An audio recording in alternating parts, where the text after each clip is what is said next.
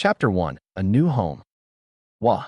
Wah, a newborn baby wailed as it laid in a small crib on top of the desk inside of the Hokage's office. It had been about 1 hour since the nine-tailed fox was defeated by the fourth Hokage and sealed inside a newborn baby, whose umbilical cord was just cut, saving the lives of the remaining villagers of the Hidden Leaf Village, but in turn, losing his own life in the process. The very same newborn baby was currently screaming his heart out from inside of his crib on the Hokage's desk while wrapped warmly in a blanket. Sitting behind the desk smoking a pipe was Hiruzen Tsurutobi, third Hokage. He was staring at the baby with a sympathetic look on his face, knowing the burden the young child now carries. Off to the side of the office, sitting on the only couch in the room, was the former student of the third Hokage and godfather to the crying baby, Jiraiya the Toad Sage. "Quite the pair of lungs this one has," Jiraiya commented as he stood up and walked over to the crying baby. "You get that from your mother for sure," he added, causing the age-old Hokage to chuckle in agreement as he began to remember how loud and hyperactive Kushina was as a child, while at the same time how quiet and easygoing Minato was. Jiraiya picked up the baby and began rocking him in his arms in hope of comforting the baby.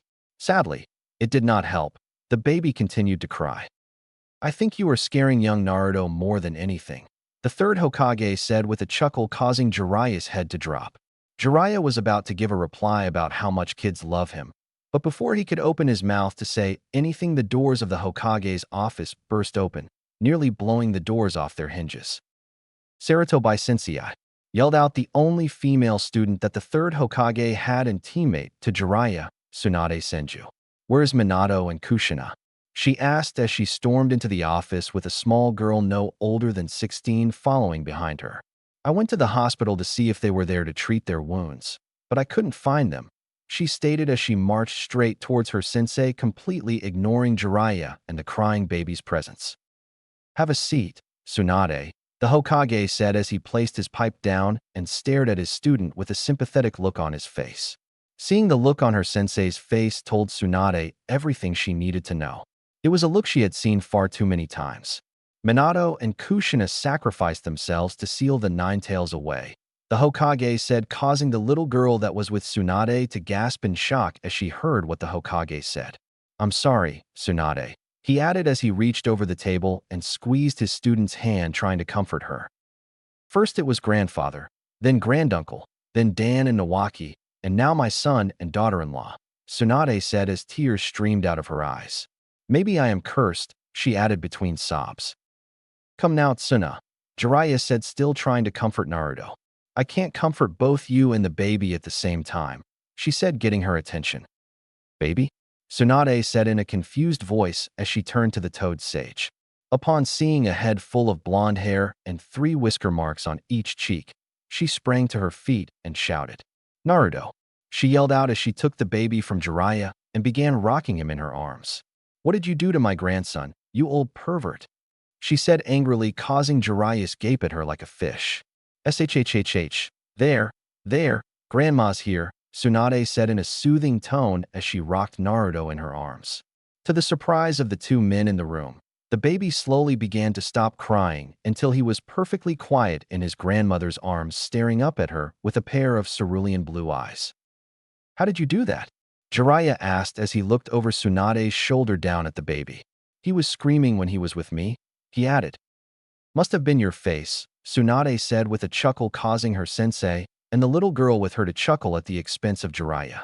Hearing everyone around him chuckle, little Naruto gave out a cute giggle as he looked up at his grandmother.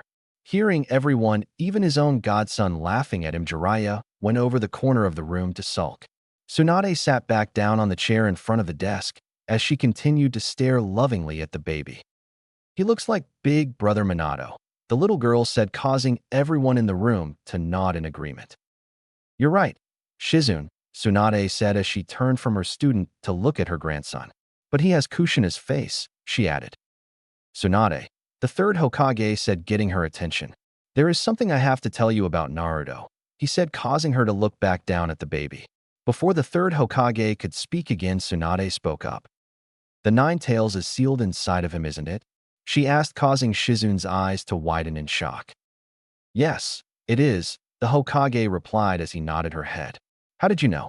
He asked, causing Tsunade to chuckle with a sad look on her face. I know my son very well, she said as she fought back tears. He would never ask someone else to give up their child to be condemned to the life of a Jinchuriki.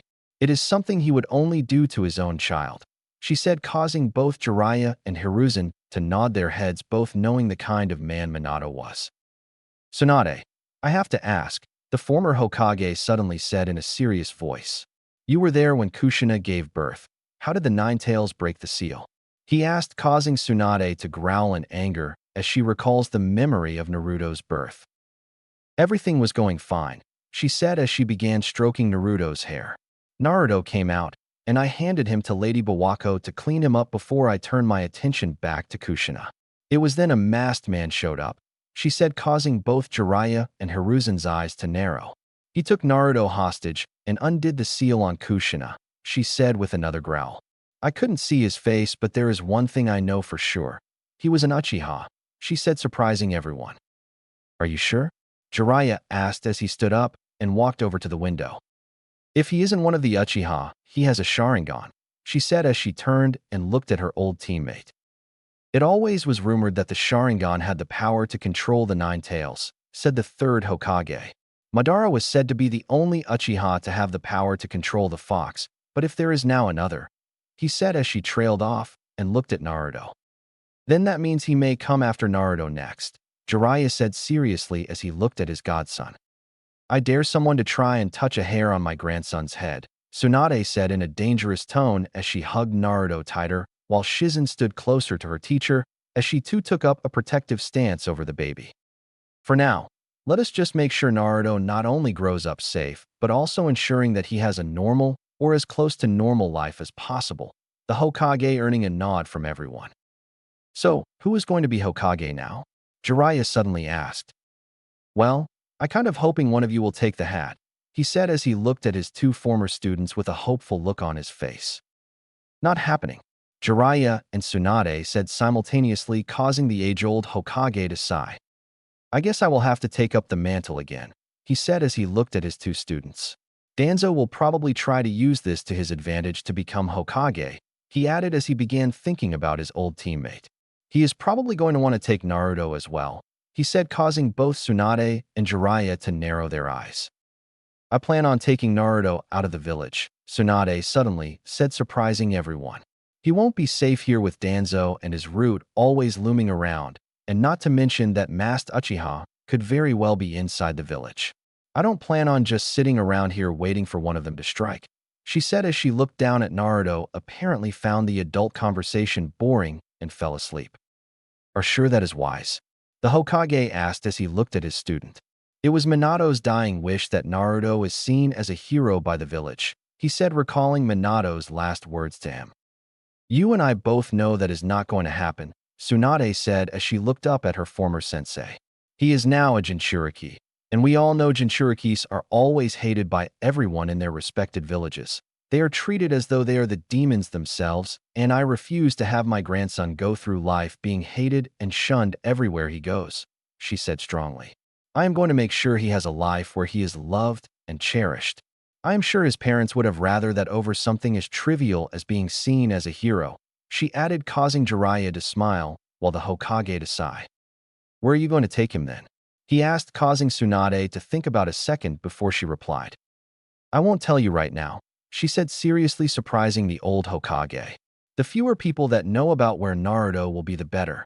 I will send you a message of where we are by one of Katsuyu's summons, cause this room isn't exactly secure right now, she said as she looked around the room. Hiruzen nodded his head, understanding the precautions that Tsunade was taking.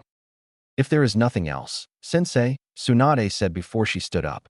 Shizune and I need to get our stuff together for our journey, she said before she began making her way out of the room with Naruto in her arms and Shizen following closely behind, leaving the two men behind in the room.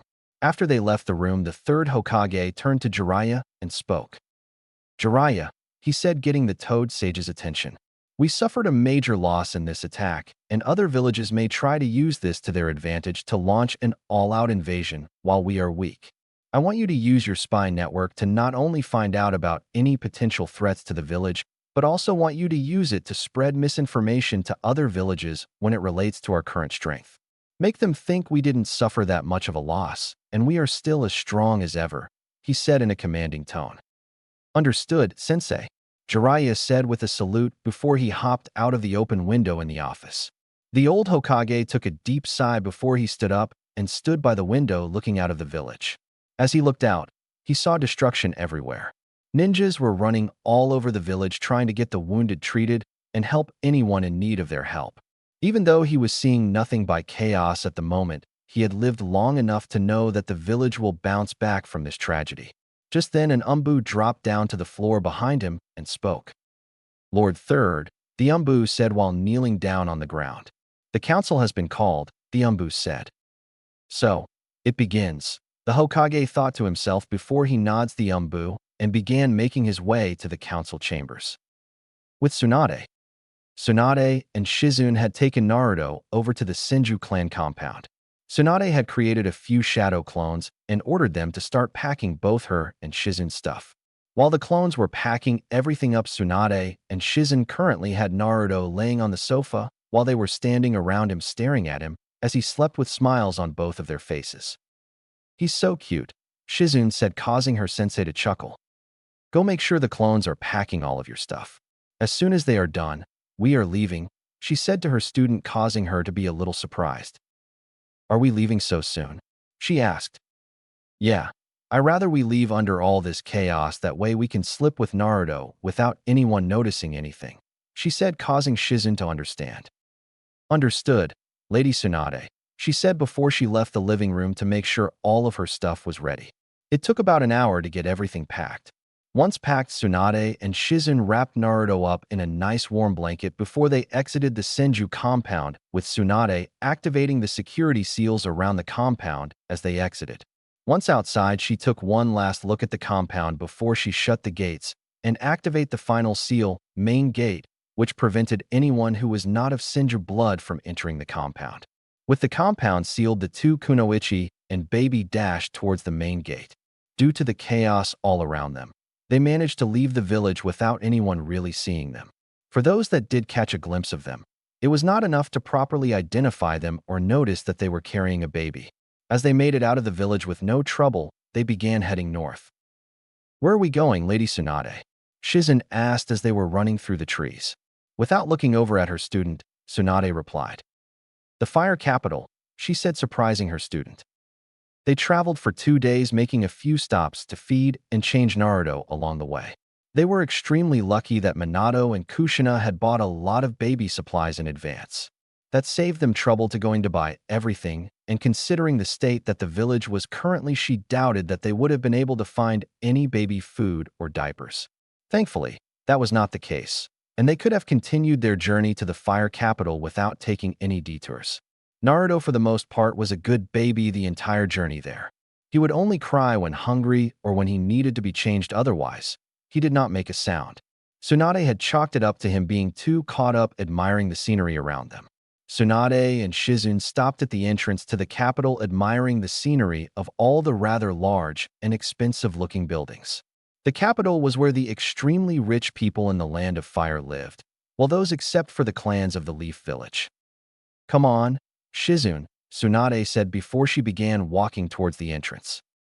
Right, Lady Tsunade, Shizune replied before following her teacher. Standing at the entrance of the capital were 2 samurai in black and white armor guarding the entrance. When they got closer, the 2 samurais stopped them. Halt, called out of the samurais as he placed his hand on his katana strapped to his hip. Do you have permission to enter the capital? He said in a strong voice. I don't need permission, Tsunade replied in an equally strong voice. I am Tsunade Senju, she said as she flared her chakra slightly, causing the 2 guards to gasp in shock and unconsciously take a step back. Forgive us, Lady Tsunade, one of them said. We did not know, the other said before they let the group pass through the entrance. After that little setback, they continued their journey into the capital. Do you have a house in the capital, Lady Tsunade? Shizune asked as she looked at her teacher with a curious look on her face. No, but I know someone who can help us find one, she replied as they continued to walk through the capital. They walked for another 10 minutes until they came upon what could only be described as a palace. Just like the entrance of the capital, there were samurai guards all over the palace. They were stopped in front of the palace by 4 guards. "Halt! State your business," one of the guards commanded.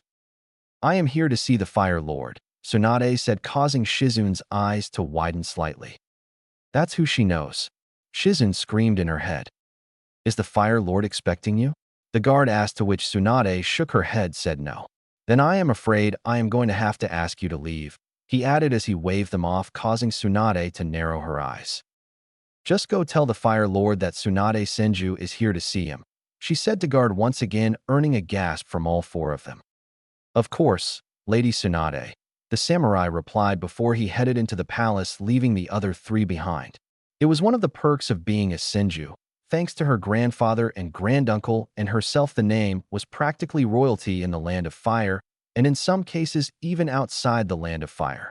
Tsunade, Shizun, and Naruto waited for about 5 minutes before the same guard running back outside. "The Fire Lord will see you now, Lady Tsunade," he said before he began escorting the group into the palace. Shizun could not help but admire the sheer size of the palace. It was by far the biggest house she had ever seen. She doubted whether there was anything this size in the Leaf Village. They were led into a large room, which had a rather large cushion in the middle with 2 smaller ones in front of it. Sitting on the large cushion with the Fire Lord himself, and all around the room were 12 shinobis standing on guard. These were the Guardian Shinobi 12. Their sole job is to protect the Fire Lord. "Tsunade, long time no see," the Fire Lord said as he greeted Tsunade with a warm smile on his face.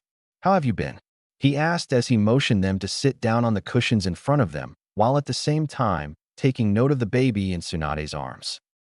"I have been better," Tsunade replied before glanced at the 12 shinobis around the room. The Fire Lord got the message and turned his personal guards. "Leave us," he ordered as he waved his hands, signaling them to leave the room. After they all left, the Fire Lord looked back at Tsunade and spoke. "I just received word of what transpired in the Leaf," he said as he let out a sigh. "Yes, it is most unfortunate, but they will rebuild stronger than they were before.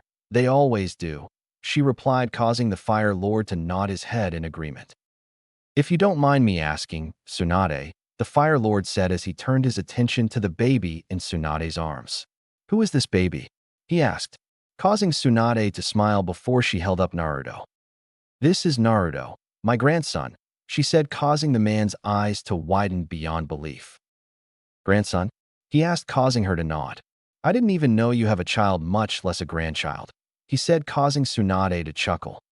"I had a son when he was born.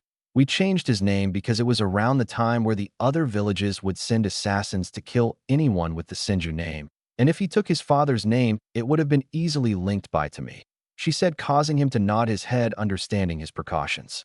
"But you have met my son before," she said, surprising him while at the same time confusing him. "I have," he asked with a confused look on his face. He was the Fire Lord. The people who he meets are all pretty powerful and high-ranking, so he cannot help but wonder just who Tsunade's son is. "He looks a lot like his father," she said as she held up Naruto for the Fire Lord to see.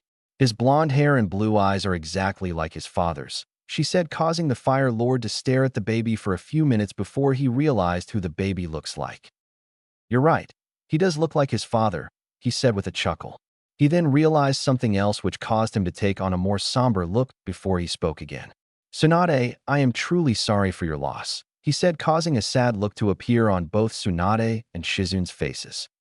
"Thank you," she said in a soft tone.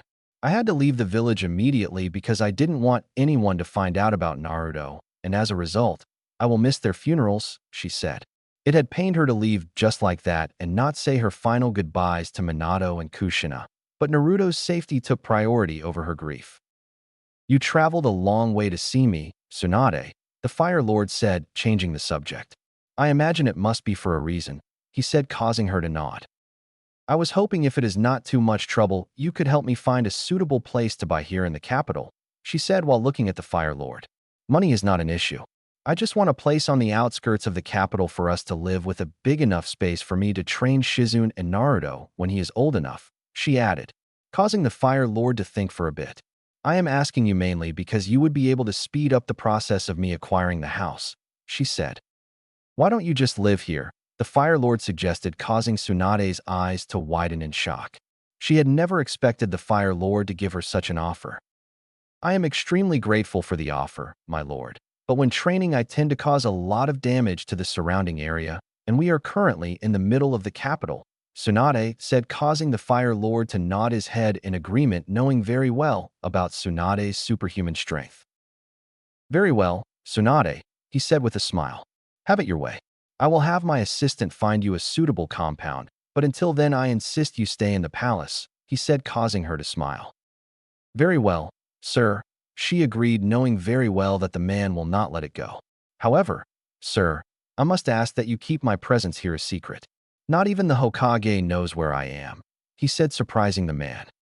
You didn't tell Sarutobi where you would be? He asked in a surprised voice. I told him I was going to leave and will send him a message through a more secured way of communicating of my exact location once I am settled, she said, causing him to nod once again, understanding the precautions she is taking. What of young Naruto here? He said as he looked down at the baby. Will you be changing his name as well? He asked. For now, it will just be Naruto, she said with a smile. When he is older, I will let him decide on what he wants his last name to be, she said, causing Fire Lord to raise an eyebrow at her. Why not change his name as you did with his father? He asked. It is widely believed that I am the last Senju alive. Even if someone comes along claiming to be a Senju, I doubt anyone would take it seriously unless that someone is coming out of the Leaf Village, she said as she handed Naruto over to Shizune for a bit. Back then with his father, I wasn't the only one left. There's still a few members in the clan, so precautions needed to be taken, but right now everyone believes that with the exception of me, all other Senjus are dead, she said, even though she was still slightly worried. Well then, that does make sense, but please do be careful, he said, causing her to smile. Let us head up to the residence and get you all settled in. My wife would probably kill me if I had you here and didn't bring you to see her, he said with a chuckle as they all stood up. They then walked to the door and pushed it open to see the same 12 shinobis standing outside the door guarding it.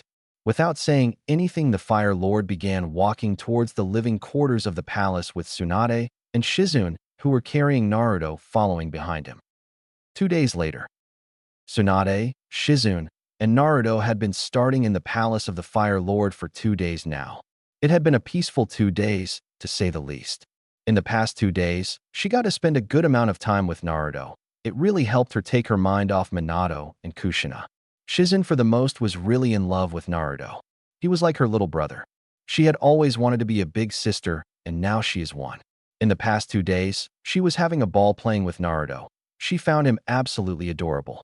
After they had spoken 2 days ago, the Fire Lord had asked his assistant to look for a compound on the outskirts of the capital for Tsunade, and today they received word that they found one that fits her specifications. Tsunade had to admit that it was rather fast, but she guessed that is one of the perks of being the Fire Lord.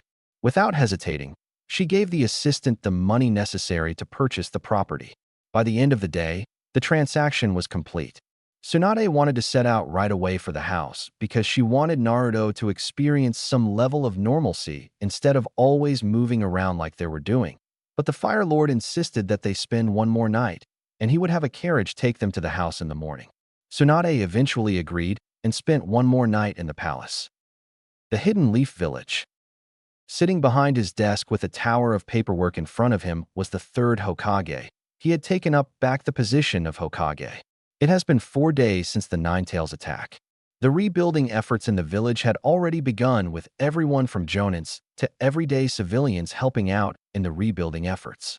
They held a mass funeral yesterday for all those lost in the attack, while also burying the fourth Hokage and his wife as well. He had been slightly upset when he found out Tsunade had left without saying goodbye, but he understood she was only thinking about Naruto. Speaking of Naruto, he made no mention of Naruto being the Jinchuriki to neither the public nor the council. Thinking about the council meeting causes him to smirk at the reaction of his old teammate. Flashback. Council meeting. The council room was divided into 2 sections, the shinobi sections consisting of the clan heads, and the civilian section consisting of a few rich civilians. They all sat in a straight line on either side of the room, with the Hokage seated at the head of both lines. Sitting behind the Hokage were his two advisors, who were also two of his former teammates. "What of the Jinchuriki, Hiruzen?" asked Danzo as he spoke from the shinobi side of the room. "That is none of your concern, Danzo," the Hokage replied with a sigh.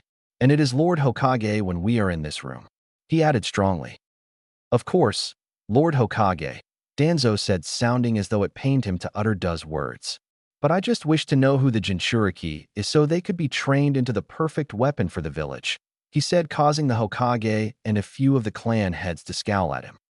"I just said it is none of your concern," Hiruzen said forcefully, while at the same time flaring his chakra, as well making everyone in the room sweat a little, while some of the civilians were ready to pass out. "Next order of business," he added as he pulled his chakra back in. Flashback end. There was not a shadow of a doubt in the old Hokage's mind that it would not be the last time he would have to deal with Danzo concerning the whereabouts of Naruto. But no matter how much his old teammate pushes, he would not jeopardize Naruto's safety. He owed that much to Minato and Kushina after the sacrifice they made for the safety of the village. He could only hope Tsunade is able to keep Naruto safe and ensures he has a normal childhood wherever they are. The next day, with Tsunade. As the Fire Lord had requested, Tsunade, Shizune, and Naruto stayed an additional night in the palace. Now that it was morning, they were ready to leave. The Fire Lord had provided them a carriage to take them to their new home, instead of having them walk all the way to the outskirts of the capital. The two kunoichis and baby, who was currently in Tsunade's arms, were standing in front of the palace entrance with a horse-drawn carriage behind them. Standing in front of Tsunade and Shizune were the Fire Lord and his wife, Madame Shurjimi. They were there to see the group off. The Fire Lord had wanted to personally escort them to their new house. However, Tsunade told him that would only draw more attention to them. "Thank you for your kind hostility, sir," Tsunade said as both Shizune and she gave a slight bow. "Think nothing of it, dear," the Fire Lord said with a wave of his hand. "You all are welcomed in my home at any time," he said with a warm smile. "Yes, and do try not to be a stranger, Tsunade girl," Madame Shurjimi said while holding a cat in her arms. "We won't," Tsunade replied with a smile. The two kunoichis then turned around, entered the carriage with baby Naruto in tow. The carriage ride was peaceful and gave Shizune the opportunity to see more of the capital. At this time of the day, the capital was abuzz with people doing their early morning shopping. The thing that Shizune found incredibly interesting was the fact that everyone was wearing somewhat expensive clothes and jewelry, in her opinion. It was as though everyone was going to a formal event with the way they were dressed, but Shizune soon came to realize that this was just the way things were in the capital. As the carriage drove by, people would often stop and pointed due to the fact that the carriage had the Fire Lord's symbol on either side of it. The carriage ride took 15 minutes before it came to a stop in front of a rather large compound with 3 houses inside of it. "We are here, Lady Tsunade," the driver said as he opened the carriage door. As they exited the carriage, the two kunoichis saw that they were in front of a small compound with 3 houses surrounded by a concrete wall about 10 feet high. "Thank you for bringing us here," Tsunade said as she turned away from the compound and looked at the driver. The driver gave a small bow before he got back onto the carriage and drove off. Tsunade and Shizune walked up to the gate and unlocked it with the keys that she got from the Fire Lord's assistant. As they entered the compound, they could not help but admire the beauty of everything. There were 3 houses in the compound. The one in the center was bigger, the other 2 signifying it as the main house, while the other 2 were guest houses. Around the entire property were perfectly cut grass and a cobblestone walkway leading from the main gate to the 3 houses. Lining the walls around the property was a bed of flowers that seemed to go all the way around the compound. Deciding to check out the interior of the house, Tsunade began walking towards the main house, with Shizune following behind with Naruto in her arms. As they entered the house, they were surprised to see that it was fully furnished. Tsunade had thought that they would have to buy all the furniture they would need, but it seems as though the Fire Lord had an additional reason for making them stay an extra night in the palace. "My, quite the house this is," came a male voice from behind the duo, causing the two kunoichis to panic slightly. Tsunade immediately went into attack mode and spun around, getting ready to deal with their sudden intruder. Upon turning around to face the intruder, Tsunade came face to face with her old teammate Jiraiya standing in behind them with a stupid grin on his face. "Jiraiya," Tsunade shouted in anger, causing the Toad Sage to grin wider. "Miss me, Tsuna?" he asked while grinning. "In your dreams, you stupid pervert," Tsunade replied as she relaxed a bit. "How the hell did you find us?" she asked as they all walked into the house. "I had my spies everywhere looking out for you," he said as they walked into the living room and sat down on the couch. "It wasn't until 3 days ago that I got word of someone matching both you and Shizun's description spotted in the capital," he said as he took Naruto from Shizun and held him in his arms. "I got here yesterday and heard that you entered the Fire Lord's palace," he said while making funny faces for Naruto, who was giggling away at his godfather's antics. "At first I thought you were going to be living there, but then this morning I saw you get in the carriage, so I followed it and ended up here," he added as he turned and grinned at her. Tsunade sighed and leaned back into the couch. "Hopefully, no one else knows I'm here," she said with a sigh. "Don't worry, I'm already spreading rumors of you being spotted in the lighting country," Jiraiya said, causing Tsunade to smirk. Jiraiya then pulled out a storage scroll from his robe and put some chakra into it, resulting in a puff of smoke appearing from the scroll. When the smoke dissipated, Jiraiya was holding a small stuffed orange toad in his hand.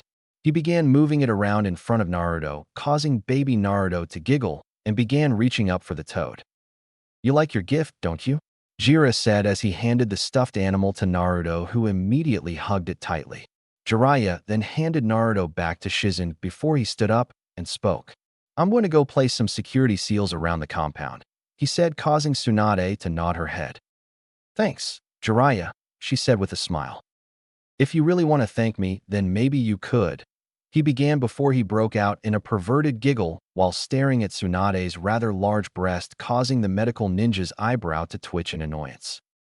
"Jiraiya," Tsunade growled out before he sprung up from the couch and began chasing Jiraiya. Shizun just shook her head as she held on to Naruto. "Well, Naruto, I guess this is our new home from now on," she said as she too got up from the couch with Naruto in tow, preparing to explore the house. Chapter 2. Parents, Chakra, and Bloodline. Time skip, 5 years. It has been 5 years since the Nine-Tails attack on the Hidden Leaf Village and 5 years since Tsunade, Shizun, and Naruto had started living in the capital. Naruto was now 5 years old and quite the handful. Tsunade did not know where the boy got all that energy from. It was like he was running on an infinite supply of entry that never runs out. Ever since he learned how to crawl, you could not leave him alone for a second, or else when you get back you will notice he vanished. It nearly gave his grandmother and his big sister a heart attack the first time it happened. They were changing him on Tsunade's bed when they turned around for a second to grab a new diaper. When they turned back, Naruto was no longer on the bed. Instead, he was on the floor trying to make a break for the open door. That habit of his only got worse when he learned how to walk. At that point, there was no stopping him. The only thing that Naruto would sit still for was ramen. It drove Tsunade crazy how the boy seemed to have inherited his mother's love for ramen. The past 5 years had been incredibly peaceful for the trio, well, as peaceful as it could get with Naruto around. Nothing too interesting happened in the last 5 years. Even though they have been living in the capital for 5 years, they rarely ever left the compound. When they do leave, it is always under a disguise, mainly the transformation jutsu. In the case of Naruto, who had yet to unlock his chakra, they would normally have him wear a hat to his spiky blonde hair and some makeup on his face to hide the whisker marks. Naruto did not really care about the makeup. He was simply happy to be able to go outside. Even though there was no incident in the past 5 years with anyone recognizing them, Tsunade did not want to take any chance when it came to Naruto, so she always made sure they were in disguises. As mischievous as he would always listen to his grandmother and big sister no matter what. So, when they told him to never go outside without them, he listened. Over the years, the Fire Lord's wife, Madame Shirjimi, would come by the compound to visit regularly, and sometimes Tsunade would even take Naruto to the palace with her when she goes to visit the Fire Lord. Naruto always enjoyed when Madame Shirjimi would come to visit because that would mean that he would get to play with her pet cat, Tora. The cat likes to run around, and so does Naruto. By the end of her visit, Tora would be so tired that she would just collapse into either Naruto or Madame Shijimi's arms. Currently, Naruto was sitting at the dining room table with a history book in front of him. Tsunade and Shizen started teaching Naruto how to read at the age of 3, and by the time he turned 4, he was able to read all on his own. Now that he is 5, his level of reading only increased to a point where they could give him more advanced reading materials like the history book he was reading. While Naruto to doing his reading, which is something Tsunade made sure he did every day, Tsunade was in the kitchen fixing lunch, and Shizen was in the backyard training. Naruto then closed his book before carefully climbing down from the chair, which was too high up for him to begin with. He then took his book and ran upstairs to put it in his room before coming back down, carrying some of his toys. He was wearing an orange t-shirt with the Senju clan symbol on the front with a pair of short blue pants. "Grandma, can I go play in the backyard?" came the voice of a young Naruto as he walked into the kitchen and looked up at his grandma. Tsunade turned and looked at him to see him carrying training kunai and shurikens, as well as the orange stuffed toad that Jiraiya had given him. "Did you finish your reading?" Tsunade asked sternly while looking at him. "Yes, I read 2 full chapters," he said as he held up 2 of his little fingers forming the peace sign. "Very well," she said, causing him to grin and run out through the back door in the kitchen. "Thank you, Grandma," Naruto shouted as he ran out the back door. At first, Naruto used to call both Tsunade and Shizen mommy, but when he was 3, Tsunade told him that she was his grandmother and Shizen was more like his big sister. Since then, he started calling her grandma and Shizen big sis. She did not explain to him that his parents were dead until a year ago when he began asking why his mom and dad do not come to visit. It was a painful conversation, but it was one that they were going to have at some point. She also told him who his mother was, but she did not tell him who his father was as yet. She was planning to do that when they tell him about the 9 tails sealed inside of him. She wanted to tell him sooner rather than later to allow him to grow up with this knowledge so that he could better prepare himself for the life ahead of him. Right now, she was just waiting for her old teammate Jiraiya to show up to be here when she tells him. The old pervert would usually stop by once every couple of months, sometimes even a few times a month when he was not busy.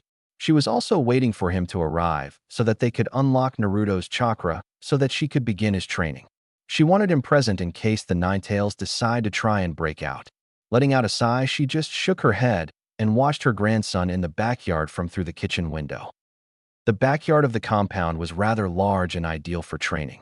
There were 2 large trees in the backyard, one on either side of the yard. Under the tree to the right was a small koi pond that Naruto loves to play around. When he arrived outside, he saw his big sister training over to the left. She was throwing some rather big needles at the training dummy. There were 2 training dummies in the backyard, one tied to either tree. With his big sister using me on the left, Naruto decided to go to the other one so that he does not disturb her. Naruto sat all of his equipment down beside the koi pond before he picked up the orange stuffed toad and sat it down on one of the rocks around the pond and spoke to it. "Froggy, you stay here and watch," he said to the stuffed animal as he placed it down on the rock and turned it to face the training dummy, that way it gets a good view. Shizen looked over and saw what her little brother was doing and could not help but smile. Naruto then grabbed his training shurikens and stood about 10 feet away from the training dummy. He placed 5 of the 10 shurikens down on the ground and held the other 5 in his hand. Then one at a time he would throw them at the dummy. Of the first 5 that he threw, only 2 hit the target that was on the dummy, but they were nowhere close to the center. As for the other 3, they did not hit the dummy at all. 2 flew past on either side of the dummy because one embedded itself into the tree. Naruto pouted cutely when he saw only 2 of his shurikens hit the target. When he would watch his big sister and mother train, they would always hit the center every time they threw it. He wanted to be as good as they were. "Would you like me to help you with your shuriken training, Naruto?" Shizen asked as she walked over to her little brother, getting his attention. Naruto looked down at the ground for a bit before he nodded his head shyly, causing Shizen to ruffle his hair. She then proceeded to show Naruto how to properly hold a shuriken and how to properly throw it. "There, now you try throwing it again," she said as she stood behind him. "Okay," Naruto said with a determined look on his face before he held one of the shurikens the way his sister showed him. He then focused on the target painted on the training dummy before he flicked his wrists just like Shizen showed him. The shuriken hit the target, but once again was not close to the center. Not giving up, Naruto picked up the remaining 4 shurikens and began throwing them at the dummy. This time they all hit the target, but only one managed to hit the bullseye. "Good job, Naruto," Shizen said as she ruffled his hair once again. If you keep practicing, you're going to be hitting the center every time, she said, causing him to grin up at her. Just you wait. I'm going to surpass you and Grandma in no time, he said with a wide grin on his face. Is that so? Came the voice of Tsunade from behind the two of them, getting their attention. Believe it, he shouted while flashing his grandmother a wide grin. I'm going to be the strongest ninja that ever lived, he said while grinning. Well, until then, Tsunade said as she scooped him up in her arms. You are still my little Naruto, she said before she started tickling him, causing him to giggle. Okay, time for lunch. You can play with your kunai and shurikens after, she said as she began walking back towards the house. Wait, Naruto yelled, surprising the two women. I can't leave Froggy, he said while pointing to his little stuffed toad still sitting on the rock. Shizen smiled and walked over the rock and picked up the small stuffed animal and took it to Naruto. Here you go, Naruto, she said as she handed the toad to him. Thank you, Naruto said as he hugged the toad tightly, causing the two women to smile before they walked inside the house and sat Naruto down at the dining room table before heading to the kitchen to grab the food. Can I have ramen? He asked while looking at the two women in the kitchen. You already had ramen this week, his grandmother replied, causing his head to drop slightly in disappointment. Tsunade would only allow Naruto to eat ramen once a week. On the remaining days, she would ensure he had a healthy, balanced diet. Shizen and Tsunade took all the food to the dining room table and set it up while Shizen placed a little bit of everything in front of Naruto so he could reach it easily before sitting down beside him with her sensei, sitting down across from her. As they were about to start eating, the voice of a man coming from the entrance of the dining room surprised everyone. Oh, lunch, the man said, getting all of their attention. When they turned to look, they saw Jiraiya standing there with a grin on his face. Jiraiya/Pervy Sage, Tsunade and Naruto said simultaneously. How many times have I told you not to call me that, Brad? Jiraiya said as he sat down beside Shizen while Naruto just grinned at him. Naruto had started calling him Pervy Sage after hearing his grandmother call him a pervert and hearing Jiraiya referring to himself as the Great Toad Sage. Combing the two, Naruto came up with Pervy Sage, much to the amusement of his big sister and grandmother and the annoyance of Jiraiya. Did you bring me anything? Naruto asked with an excited look on his face. Jiraiya just reached into his robe and pulled out a green wallet in the shape of a frog and tossed it at Naruto, who caught it and smiled. Look, Froggy, you have a friend, Naruto said as he placed the green wallet next to his stuffed toad. The adults at the table could not help but smile at the boy's antics. So, where are you coming from, Jiraiya? Tsunade asked as he looked over at her old teammate while putting some rice in her bowl. I just paid Saratobi Sensei a visit, he said as he took an empty bowl that was on the table and started taking food. Reported to him about the happenings around the elemental nations, he said before he took a bite of his food. Anything interesting happening? Tsunade asked. The Hidden Mist village is now in a full-blown civil war, Jiraiya replied. Tsunade was not really surprised by this. She had expected it to happen a long time ago. Orochimaru was in the Lightning Country doing God knows what, he added, causing a scowl to appear on Tsunade's face at the mention of their other teammate. Up to no good, I'm sure, she said lowly, causing Jiraiya to nod in agreement. Naruto was quietly eating while at the same time listening to his grandmother and godfather's conversation. Any word on the masked Uchiha? She suddenly asked, causing him to shake his head no. For the past 5 years, whenever Jiraiya would come to visit, she would ask if he heard anything about him. But he never did hear anything about the man.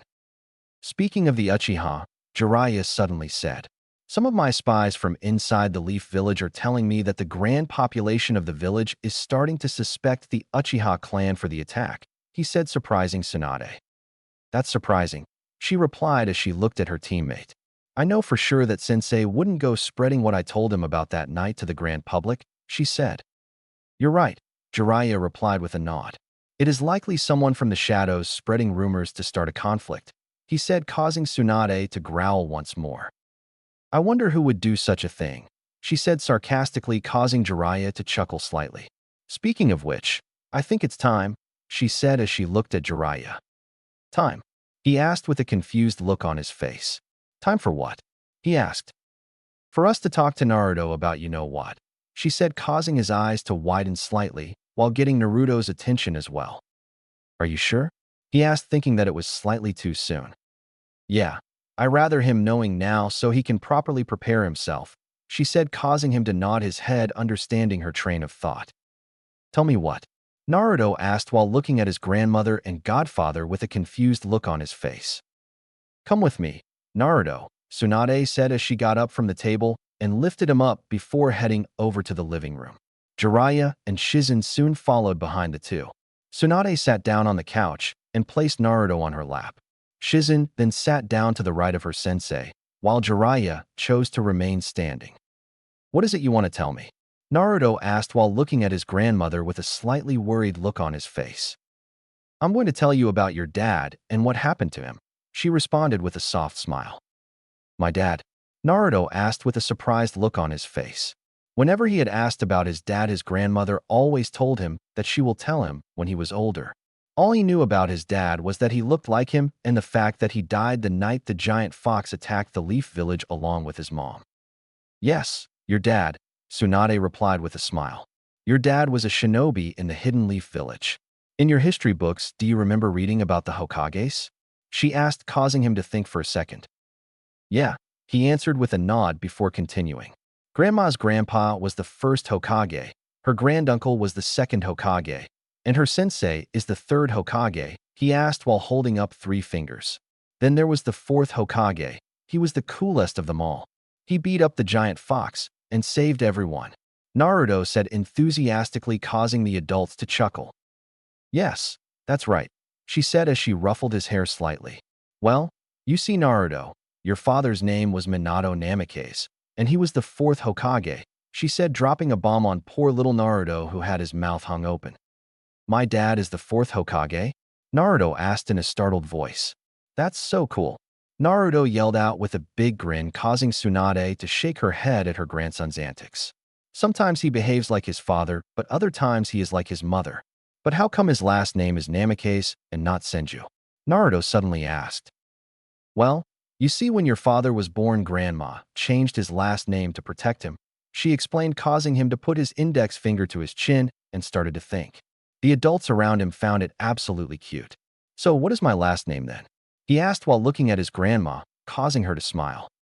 You get to choose if you want to be Namikaze or Senju, she said, causing him to ponder upon it for a few seconds before he gave his reply. I am going to be Naruto Senju, he yelled out with a wide smile on his face. It is the coolest, he added with a proud grin on his face before he started bouncing up and down on his grandmother's lap excitedly. Okay, brat, settle down. I still have more to tell you, Tsunade said, getting him to calm back down. Now, as you just said, your father, the fourth Hokage, defeated the nine-tailed fox and saved the village, she said, causing him to nod. The thing is, that is not exactly true, she said, causing his eyes to widen slightly. The nine-tailed fox is a tailed beast, a creature made up entirely of chakra, she said while looking at her grandson. There is no way to truly kill a tailed beast. The only way to defeat it is to seal the beast into a human baby, she said before pausing and looked at Naruto. Seal it inside of a baby? He asked, causing her to nod her head. That's right, Tsunade replied with a nod. People with tailed beasts sealed inside of them are called Jinchurikis. Your mother was the previous Jinchuriki of the Nine Tails, and my grandmother before that, she said, surprising Naruto once more. My mom had the Nine Tails inside of her? He asked in an astonished voice. Then who has the fox in them now? He asked while tilting his head to the side. I'm getting to that, Tsunade said, trying to ease him into it as much as she can. In order to defeat the giant fox and save the village, your father had to use a very powerful jutsu to seal the fox away in a newborn baby. However, the price for him using that jutsu was him dying after using it, she said, making Naruto slightly sad and proud at the same time. Your dad was an exceedingly kind person. He could never bring himself to ask someone else to give up their child to have the fox sealed into. It was something he could only do to his own child, she said, causing Naruto's eyes to widen in shock. You mean I have the giant fox sealed inside of me? He asked, sounding slightly scared. He then lifted up his shirt and started poking his belly. Are you sure he is in there? He asked, causing the adults to chuckle at his antics. Yes, it is in there, Tsunade replied with a smile. Now I want you to understand something, Naruto, she said, seriously getting his attention. You are a Jinchuriki, and some people are going to treat you differently because of it, she said, confusing Naruto. There are people out there who believe that Jinchurikis are the tailed beasts themselves in human form, and they are typically afraid of them. So Jinchurikis are usually met with a lot of hate and hostilities, she said, causing him to look down slightly. So, people are going to hate me? He asked as tears began to well up in his eyes. Does that mean Grandma, Big Sister, and Pervy Sage are going to hate me too? He asked with tears streaming down his face, causing their eyes to widen. Of course not, sweetie, Tsunade said as she wrapped him in a hug. We will never hate you no matter what you do, she added. You are my cute little brother. It is impossible for me to hate you, Shizune said as he ruffled his hair. We will never hate you, Squirt, Jiraiya said while also ruffling his hair. Then I don't care who hates me, Naruto said as he wiped the tears from his eyes. As long as you guys don't hate him, I don't care about anyone else, he added between sniffs. One day I'm going to be super strong like Dad and Grandpa Hashi, and then everyone will have to like me, he declared boldly. That's the spirit, kid, Jiraiya said with a smile. Well then, how about we start your shinobi training then? Tsunade asked with a smirk, causing Naruto's eyes to widen in excitement. You mean that it is time for me to unlock my chakra? He asked in an overly excited tone as he started bouncing up and down on his grandmother's lap. He had wanted to unlock his chakra a year ago when he saw his big sister walking up the side of one of the trees in the backyard. He thought it was so cool. That's right, Squirt, Jiraiya said with a grin on his face. But before that, I have something for you, he said, confusing Naruto. He had already received a gift from the old pervert, so he was wondering what else the man had for him. Jiraiya reached into his robe and pulled out a small storage scroll. He then channeled some chakra into the scroll, causing a puff of smoke to appear. When the smoke disappeared, Jiraiya was holding a small picture frame. Here, he said as he handed it to Naruto. Looking at the picture his godfather handed him, Naruto saw that there were 5 people in the picture. It was a picture of his grandmother, big sister, and godfather standing next to a man with spiky blonde hair and a pregnant red-haired woman. This is your dad, Jiraiya said while pointing to the blonde-haired man. This is your mom, he said as he moved his finger over to the red-haired woman. And that you in there, he said while pointing at the woman's pregnant belly. These are my parents? He asked as he stared at the picture, causing everyone to nod their heads. Can I keep this? He asked as he turned around to look at Jiraiya, who nodded his head. Naruto smiled before he hugged the picture frame tightly into his chest. Why don't you go put that in your room, and let's go to the backyard to unlock your chakra, his grandmother said, causing him to nod his head eagerly before he climbed down from her lap and ran upstairs to his room. He placed the picture down on the nightstand next to his bed and looked at it for a few moments and smiled. I'm going to make you guys proud, he said to the picture of his parents before he ran back out the room and down the stairs. When he got downstairs, he saw that his family was already in the backyard waiting for him. Not wanting to wait any longer, he dashed out the back door to the backyard where his grandmother and big sister were standing. They were in the exact center of the backyard waiting for Naruto. Jiraiya was standing there with a small square paper with a seal drawn onto it in his hands. It was a chakra-suppressing seal. He had it mainly as a precaution in case the Ninetales decided to try and break free. He doubted whether the fox could break out of the seal, but wanted to be prepared just in case. Okay, Naruto, Tsunade said as she saw her grandson join them in the backyard. Sit down on the ground as though you are meditating, she said while pointing to the ground in front of her. Naruto nodded his head, did his grandmother instructed. Now close your eyes and meditate, she said, causing him to close his eyes and take a few deep breaths. Look deep inside yourself for your chakra. It should give off a warm, welcoming feeling, she added. I feel it, Naruto replied after a few minutes of searching. Good. Now reach out and grab it and pull it towards you, she said, remembering her sensei told her to do the exact same time. The 3 adults watched as Naruto suddenly stretched out his arms before he started grabbing at the air. This action by the little boy caused Shizune to giggle while the 2 other adults' sweat dropped. I can't hold it, Naruto replied after grabbing the air for a while. We didn't mean try grabbing it with your hand, dummy, Jiraiya yelled out, causing Naruto to open his eyes and look at the man. Then how am I supposed to grab it if not with my arms, you pervy sage? Naruto yelled back before pouting cutely. Naruto, try to pull it towards you with your mind, Shizune said with an amused smile on her face. Okay, I'll try, Naruto replied before he closed his eyes and tried again. When he found the warm, welcoming feeling deep inside himself, he began focusing on it, trying to pull it closer to him with his mind. Soon, he could feel the energy getting closer and closer to him. Then suddenly heard some inside of him break, causing all the warm energy to rush throughout his body. He felt a warm sensation spread throughout his entire body. Tsunade, Jiraiya, and Shizune were looking at Naruto as all three of them sensed chakra spreading throughout his body. Soon Naruto was surrounded by light green chakra outlining his body. He has as much chakra as an average genin, Tsunade commented in surprise, seeing a 5-year-old with that much chakra. Well, that is likely due to him being both a Jinchuriki and an Uzumaki, Jiraiya replied. Tsunade was about to say something else, but before she could speak, they all felt the ground tremble beneath their feet, causing them to put up their guard. What happened next took everyone by surprise. Bursting out from the ground behind Naruto was a decent-sized tree about a foot wide. The tree grew about 6 feet before branches with leaves started to grow out of the rather small trunk.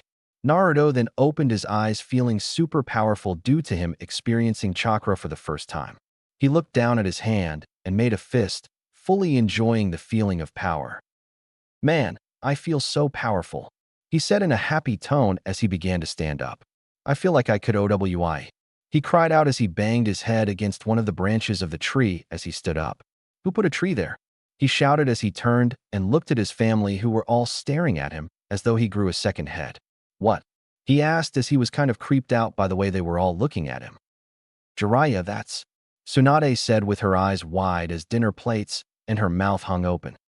"Yeah," Jiraiya replied with an equally astonished look on his face. "Grandfathers," Tsunade said. "Sure is," Jiraiya replied with a nod. "Amazing," Shizune whispered out, staring at the tree. "Are you guys okay?" Naruto asked, knocking them out of their stupor. "Do you have any idea what you just did, brat?" Jiraiya asked as he walked forward and began examining the small tree. "I just unlocked my chakra," Naruto replied, wondering why the old man was fussing over a tree. "And what's up with that tree? It wasn't there before," he asked as he turned and looked at his grandmother. "Naruto, sweetie," Tsunade began as she walked over and knelt down in front of Naruto.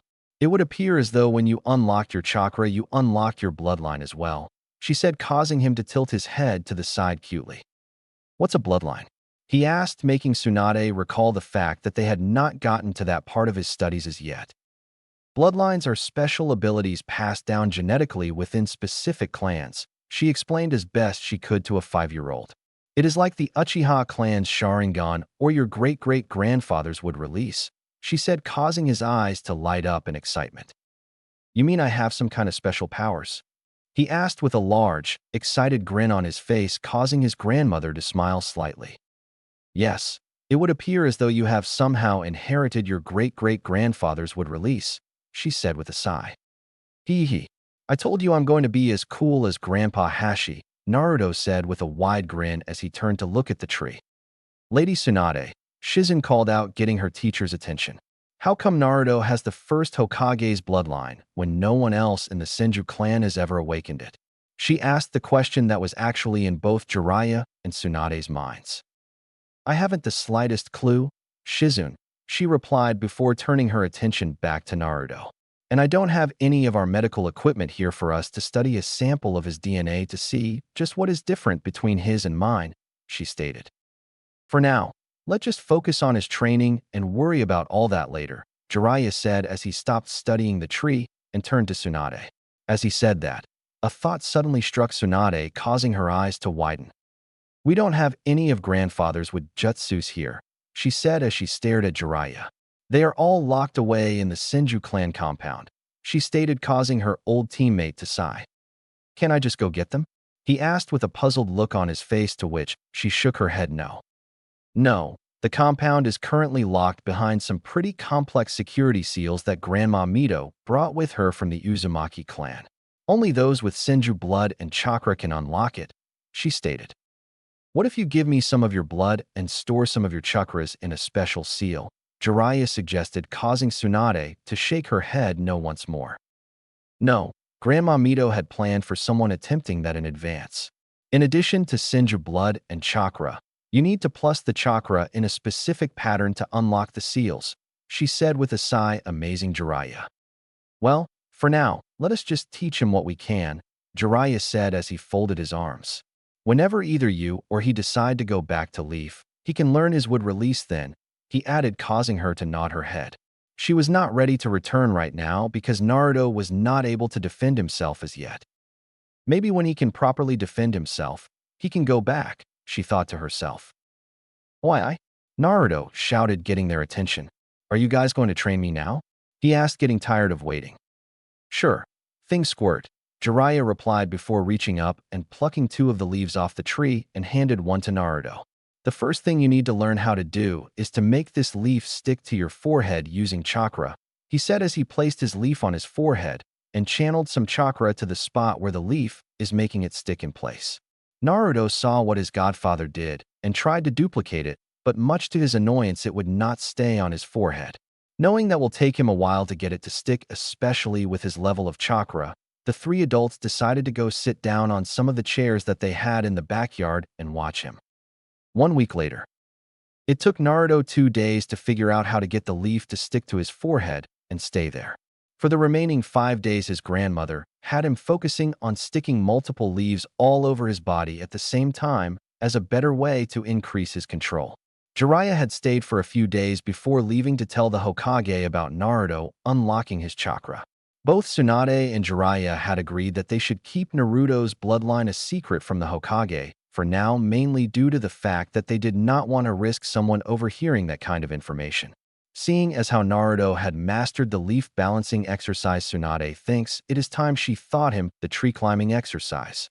Naruto, who was currently sitting under the tree next to the koi pond with 3 leaves stuck to his forehead, one on either cheek and one in the center of his chest, saw his grandmother walking towards him. His big sister was sitting under the other tree reading book on medical ninjutsu. Naruto, it is time for you to learn the next exercise, Tsunade said, getting Naruto excited. I'm going to teach you how to walk up the side of a tree, she said before she moved him out of the way. She then placed on foot on the trunk of the tree and began walking up the tree as though she was walking on the ground.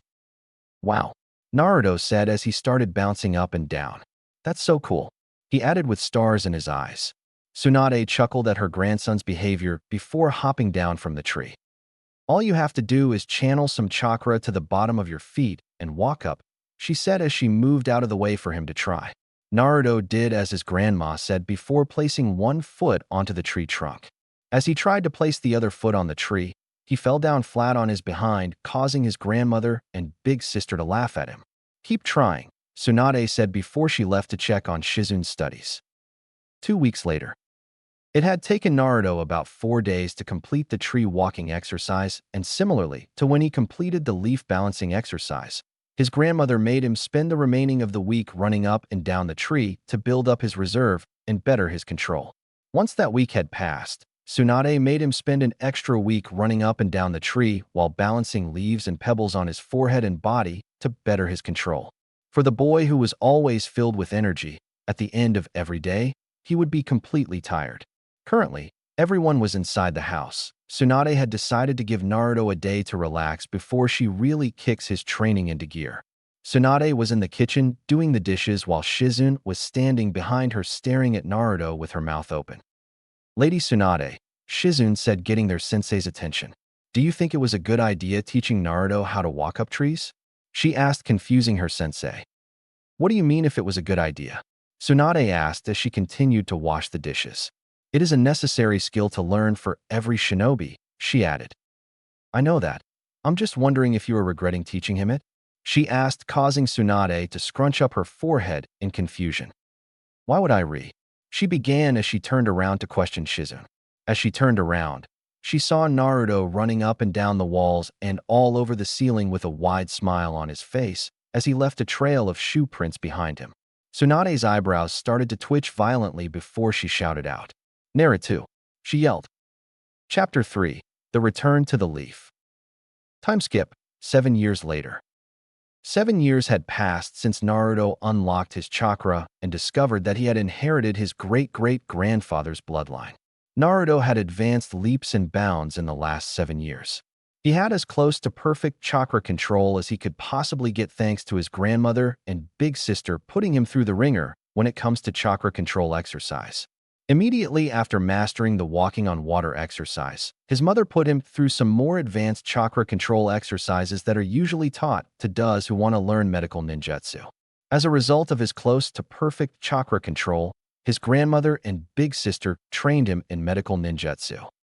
When his chakra reserve had increased to a sizable amount, Tsunade decided to teach him the Shadow Clone Jutsu to help speed up his training a bit. To say that by creating a few clones every day and having them train alongside Naruto sped up his training would be an understatement. Even though Naruto had the chakra necessary for him to create hundreds of shadow clones at any given time, Tsunade limited him to no more than 20 clones at a time. That way they all could train in the compound and not get in each other's way, and also avoid Naruto suffering serious backlash from them dispelling. So, every day for the past 5 years Naruto would make about 15 clones. 5 of them read books and scrolls about medical ninjutsu. Another 5 would read a few books on Fuinjutsu which Jiraiya would bring for him. And the remaining 5 would train with the original and Tsunade in either taijutsu or ninjutsu. Once the clones ran out of reading material, Naruto instructed them to train in his chakra nature. It was the first thing Tsunade and Jiraiya checked after he had completed his water walking exercise. As it turns out, Naruto had an affinity for 3 chakra natures, with the wind nature being his main type, while water and earth being secondary. Tsunade and Jiraiya had expected the earth and water, but the wind was a complete surprise to them. Thanks to his clones, Naruto had already done the necessary exercise to better control each of the 3 chakra natures, but he was not pleased with that. He wanted to take it to the next step to better his control over each chakra nature. Over the past 7 years, Naruto found time in between all of his training that his family put him through to practice his wood release. Even though he did not have his great-great-grandfather's scrolls and techniques with him, he would like to believe that his control over his wood release is fantastic, but unfortunately, there is no way for him to truly tell until he sees his great-great-grandfather's scrolls. His grandmother would often tell him that he reminded her of her grandfather when she would watch him create trees and all kinds of wooden constructs. Even though he did not have his great-great-grandfather's scrolls, it did not stop Naruto's imagination from aiding him in creating a few techniques for him to use. Now Naruto was 12 years old, and he was a competent medic, a seals master that could give Jiraiya a run for his money, and a pretty powerful shinobi that could kick an average Jonin's ass. Well, technically he was not a shinobi as yet due to the fact that he has not taken the graduation exam as yet. Currently, Naruto was standing inside of his bedroom looking around at the now empty room. He had packed up all of his things barring the bed to take with him to the Hidden Leaf Village. His grandmother had decided that it was time for him to return to the village so that he can take the graduation exam with people who were his age. Apparently, she had already sent word to the Hokage that he will be returning, and the Hokage agreed to let Naruto take the graduation exam even though he has never stepped foot into the academy. "I sure am going to miss this place," Naruto said to himself with a smile as he looked around all the memories he had there. At 12 years old, he now stood 5 feet 6 inches taller than anyone his age. His spiky blonde hair had gotten longer over the years to the point where it was exactly like his father's. He was wearing black shinobi pants with a matching pair of black shinobi sandals. He wore a black uniform jacket with orange buttons going down the middle and on the end of the sleeves. Around his right bicep was a red armband with a kanji for 9 on it, and on the back of the uniform jacket was the Senju clan symbol in orange. He had the top 2 buttons of his jacket opened, revealing his great-great-grandfather's necklace which his mother gave to him. /in. It basically is outfit from the last Naruto the movie. The only difference is the pants are black and the Senju clan symbol on his back. "Are you done yet, brat?" came the voice of Tsunade, knocking him out his reminiscing. I'm coming, Naruto replied with a smile before walked out of his room and closed the door. He then made his way downstairs, and to see his big sister and his grandmother waiting for him there. "Do you have everything?" Tsunade asked as she looked at him with one hand on her hip. "Yes, everything is stored in the storage scrolls, and the storage scrolls are stored in the storage seal on my wrist," he said as he pulled up his right sleeve, revealing a storage seal tattoo on his wrist. "Good, Saratobi Sensei is expecting you," she said, causing him to nod his head. Tsunade and Shizune were not going with him to the Leaf Village instead. They're going to be touring around the Fire Country for a bit before they make their way to the village. It was mainly due to them being cooped up in the Fire Capital for the past 12 years, with 7 of those 12 years was spent training Naruto into the ground. If anything, they deserved a short break. I'll be there, he replied with a smile. The Chunin exams are going to be held in the Leaf this year. We will arrive there a few days before the finals, she said, causing Naruto to fold his arms across his chest before he spoke. Are you going to be coming to Leaf to see me, or are you just going cause that's where all the gambling happening? He asked with a small pout, causing Shizune to giggle at her brother's behavior. Tsunade, on the other hand, had a different reaction. She punched him right in the face, sending him flying back into the stairs, destroying it in the process. Care to repeat that question, brat? Tsunade asked threateningly. You know, with me no longer around, Naruto began as he pulled himself from the rubble of the stairs and dusted himself off. I wonder who is going to fix all of your messes, he said before channeling some chakra into his foot and stomping it on the ground. As soon as he did that, wooden beams broke through the floor and formed a new flight of stairs to replace the old one. With you gone, I won't have a reason to be making any mess, Tsunade retorted with a smirk on her face. Oh, you know you are going to miss me, Naruto said as he walked up to his grandmother. She smiled at him before pulling him into a warm hug. Be safe, she whispered while hugging him and fighting back tears at the same time. I will, Naruto replied as he broke the hug and turned to his big sister, who already had tears streaming down her face. I'm going to miss you, Naru, she said as latched onto Naruto. Big sis, you're acting as though you're not going to see me again, Naruto said as he tried to comfort his sister. I know, she said as she let go of him and wiped away her tears. Good, now where is Taunton? He asked as he began looking around for Shizune's pet pig that she got 2 years ago. Oink, squealed the little pig as she ran out of the itching towards the living room after hearing her name being called. Now Taunton, I am leaving both of them in your care. Try to keep them out of trouble, he said as he knelt down, petted the pig's head.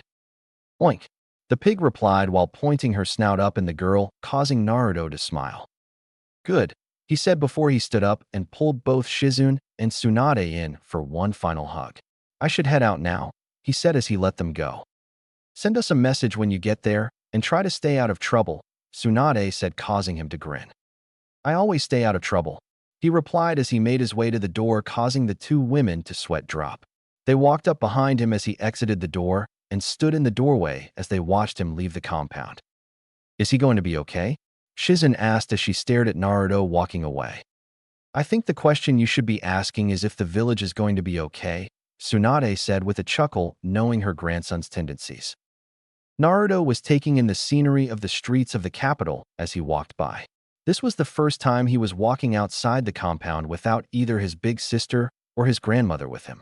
Smiling to himself, he placed both of his hands in his pocket, continued making his way to the main entrance of the capital. It took about 15 minutes for him to get to the main entrance, considering he was simply walking and taking in the sights. When he reached the gate entrance, he saw that there were 2 samurai guards standing on either side of the entrance guarding it. When the guards saw him approaching, they stood at attention. They were quite familiar with who Naruto was due to the fact that Tsunade, Shizune, and he would frequently visit the Fire Lord and his wife at the palace. Greetings, Lord Senju, both guards said simultaneously, causing Naruto to nod his head and wave at them as he walked out of the entrance.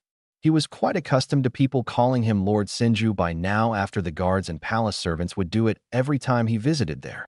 His grandmother told him to get used to it, because it was what people would be calling him back at the Leaf. Naruto took 3 steps outside of the capital before he stopped and stared at the lush forest ahead of him. It was at that moment he recalled something. He had not the slightest clue how to get to the Leaf Village. Deciding to ask one of the guards, he turned around and spoke to them. Can either one of you tell me how to get to the Leaf Village? He asked as he looked at them. The guards looked at each other for a second before the one on the right spoke up. It is directly south of the capital, he said while looking at Naruto. It is about a 2 to 3 days journey from here, depending on your speed, he said, causing Naruto to nod his head before he spoke. Thank you, Naruto said before he turned and started walking south. This was the first time he was outside of the capital. He was going to take his time and truly soak in the scenery around him. He walked through the forest for about 5 hours before his stomach started grumbling. "Guess it's time for lunch," he said as he stopped and began looking around to find a place for him to eat. Soon the sound of running water invaded his ear, causing him to turn his attention to the left and began walking in the direction of the sound. He walked for about 5 minutes before coming to the edge of a riverbank. "This is a nice place to eat," he said before he plopped himself down on the grass at the edge of the bank and flicked his wrist, activating the storage seal. 1 second later, with a puff of smoke, Naruto was revealed holding a small storage scroll in his hand.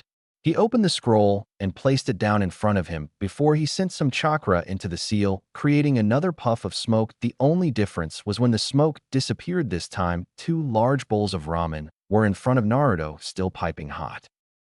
"Got to love storage seals," he thought to himself as he picked up a pair of chopsticks and one of the bowls before digging in. It took him 5 minutes to finish both bowls of ramen, and by Naruto standards, that was him taking his time. After he finished, he resealed the empty bowls into the storage seals, and then stood up, turned around, and began making his way back from where he came from. He walked for a couple of minutes before he stopped and looked to the right, then the left, then in front of him, and then behind him. "I have no idea which direction I came from and which direction I'm supposed to be going in," Naruto said to himself as he looked around him. Everything looked the same to him, and he was fairly sure he was not where he started before making his way to the riverbank. "Well, this sucks," he said with a sigh as he ran his hand through his hair. "I'm pretty sure I came from over there," he said while pointing to the right. "And I am supposed to be heading south, which is in that direction. I think," he said while pointing to the left. "Oh well, life is just one big adventure, I guess," he said with a shrug before he started heading to the left. He walked for about 2 hours before he exited the forest and joined a dirt road that seems to cut through the forest. 2 days later. It was currently nightfall, and Naruto was standing in the forest in the middle of a forest still yet to reach the Hidden Leaf Village, and he was starting to get frustrated. The dirt road that he was previously on led him to Tanzaka quarters.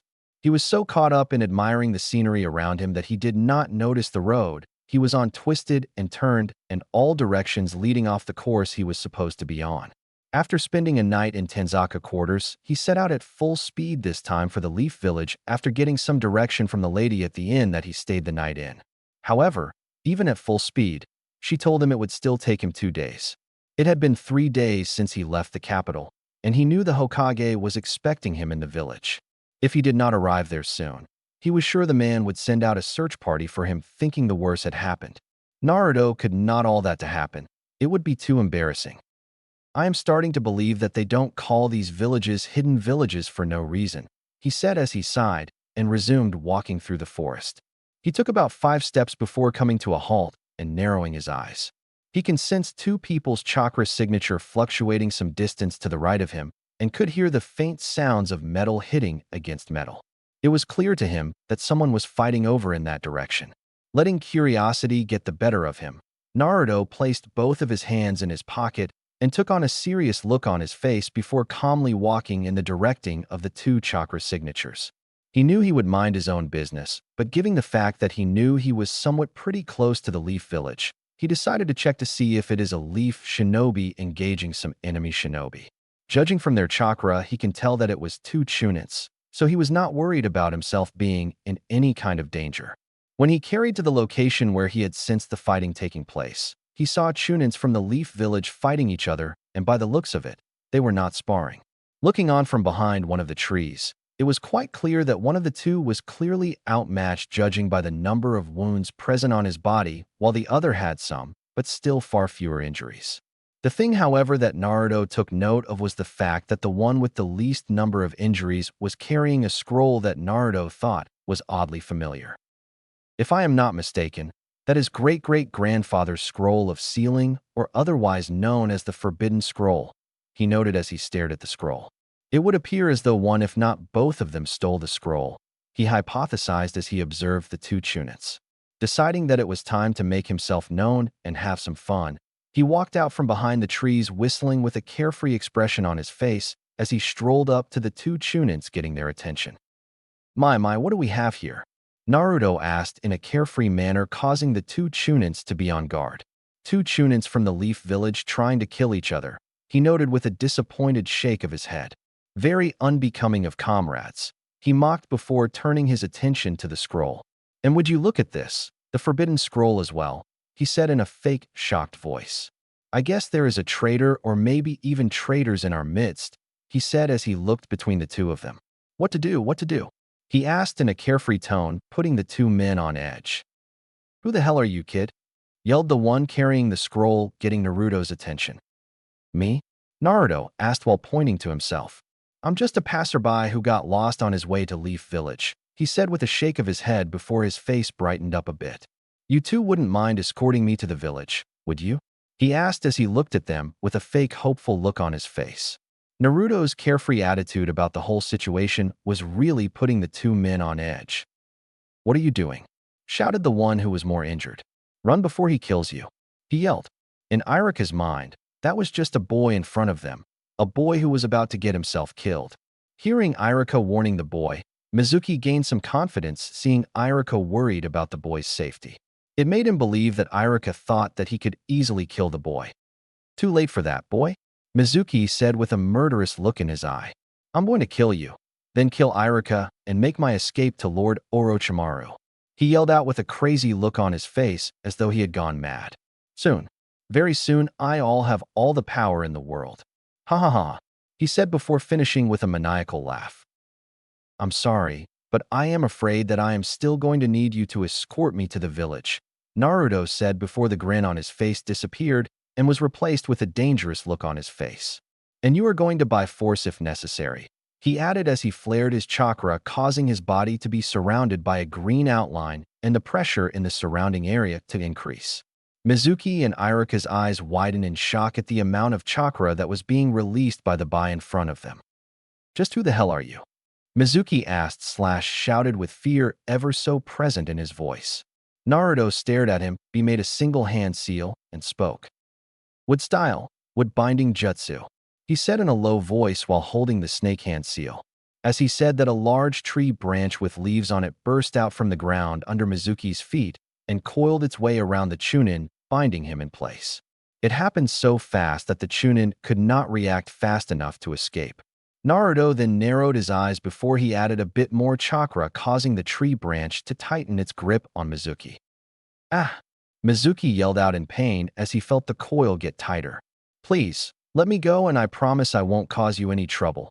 I swear, Mizuki begged with tears streaming down his face, causing Naruto to chuckle darkly at him. No, I don't think so, Naruto replied as he let go of the hand seal and began walking towards the duo. I've heard wonders of the Hidden Leaf's torture and interrogation division headed by a man called Ibiki, Naruto said, causing the color to drain from the traitorous Chunin's face. I think I will let him deal with you, he said with a smirk before walking over to Irika, causing the injured Chunin to break out from his shock of seeing the first Hokage's bloodline. Do not panic. I am just going to heal your wounds, Naruto said as he knelt down beside Irika and began healing the shinobi with medical ninjutsu. Thank you, Irika said with a grateful smile on his face. Naruto nodded his head and just continued to heal him. While healing Irika, Naruto created 2 shadow clones without using a single hand seal. One clone went over and picked up the forbidden scroll and brought it over to Naruto, while the other went over and severed the bottom on the tree branch that was binding Mizuki so that they could transport him. Upon severing the branch, Mizuki fell over while still bounded, hitting his head pretty hard against the ground, knocking him out. After he finished healing Irika, Naruto stood up and picked up the forbidden scroll. Irika was about to say something to him about the scroll, but before he could, a tree branch similar to the one binding Mizuki burst up from the ground and wrapped itself around him as well. What is the meaning of this? Irika yelled / asked. It's nothing personal, it's just a precaution, Naruto said with a shrug. For all I know, the two of you are in on this together, and he betrayed you, he said while creating 2 more shadow clones to carry Irika, while the 2 from earlier would carry Mizuki. When we get to the village, the Hokage will decide if you are innocent or not, he added before signaling the clone to pick them up. Which direction is the village in? He then asked while looking at Irika. Straight ahead, Irika replied, causing Naruto to nod his head before he began walking in the direction of the village with his 4 clones carrying the 2 Chunins behind him. He walked in silence for about 15 minutes before the village walls came into view. Naruto could not help but smile at the fact that he had finally arrived at the village. "So, this is the Hidden Leaf Village," he said as they approached the entrance. As they were approaching the entrance, about 6 shinobis all ranging from Chunin to Jonin appeared in front of the gate, ready to confront Naruto. Naruto was not really all that worried about the 6 of them. He continued walking towards the gate without a care in the world. "Halt and identify yourself," a Jonin wearing dark sunglasses ordered. "Who the hell wears sunglasses at night?" Naruto asked in a confused tone as he continued to walk towards them.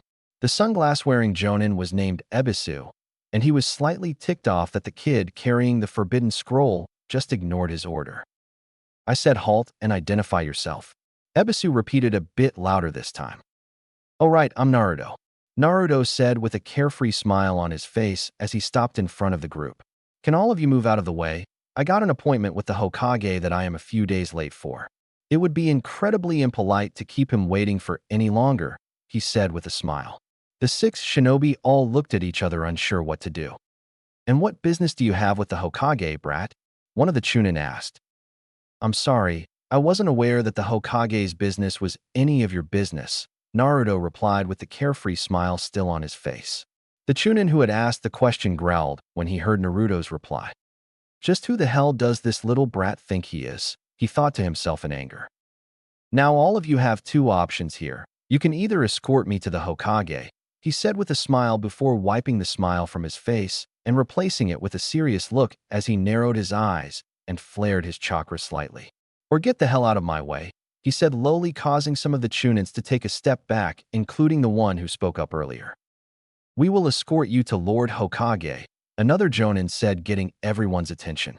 Naruto looked over at him and saw that he had a sunbon needle in his mouth. Naruto smiled at him and suppressed his chakra once more. The group of shinobi then escorted Naruto to a large red building with fire written on the front. In front of the building were even more Chunins and Jonins, and standing behind them all was an old man wearing a white robe. "Lord Hokage."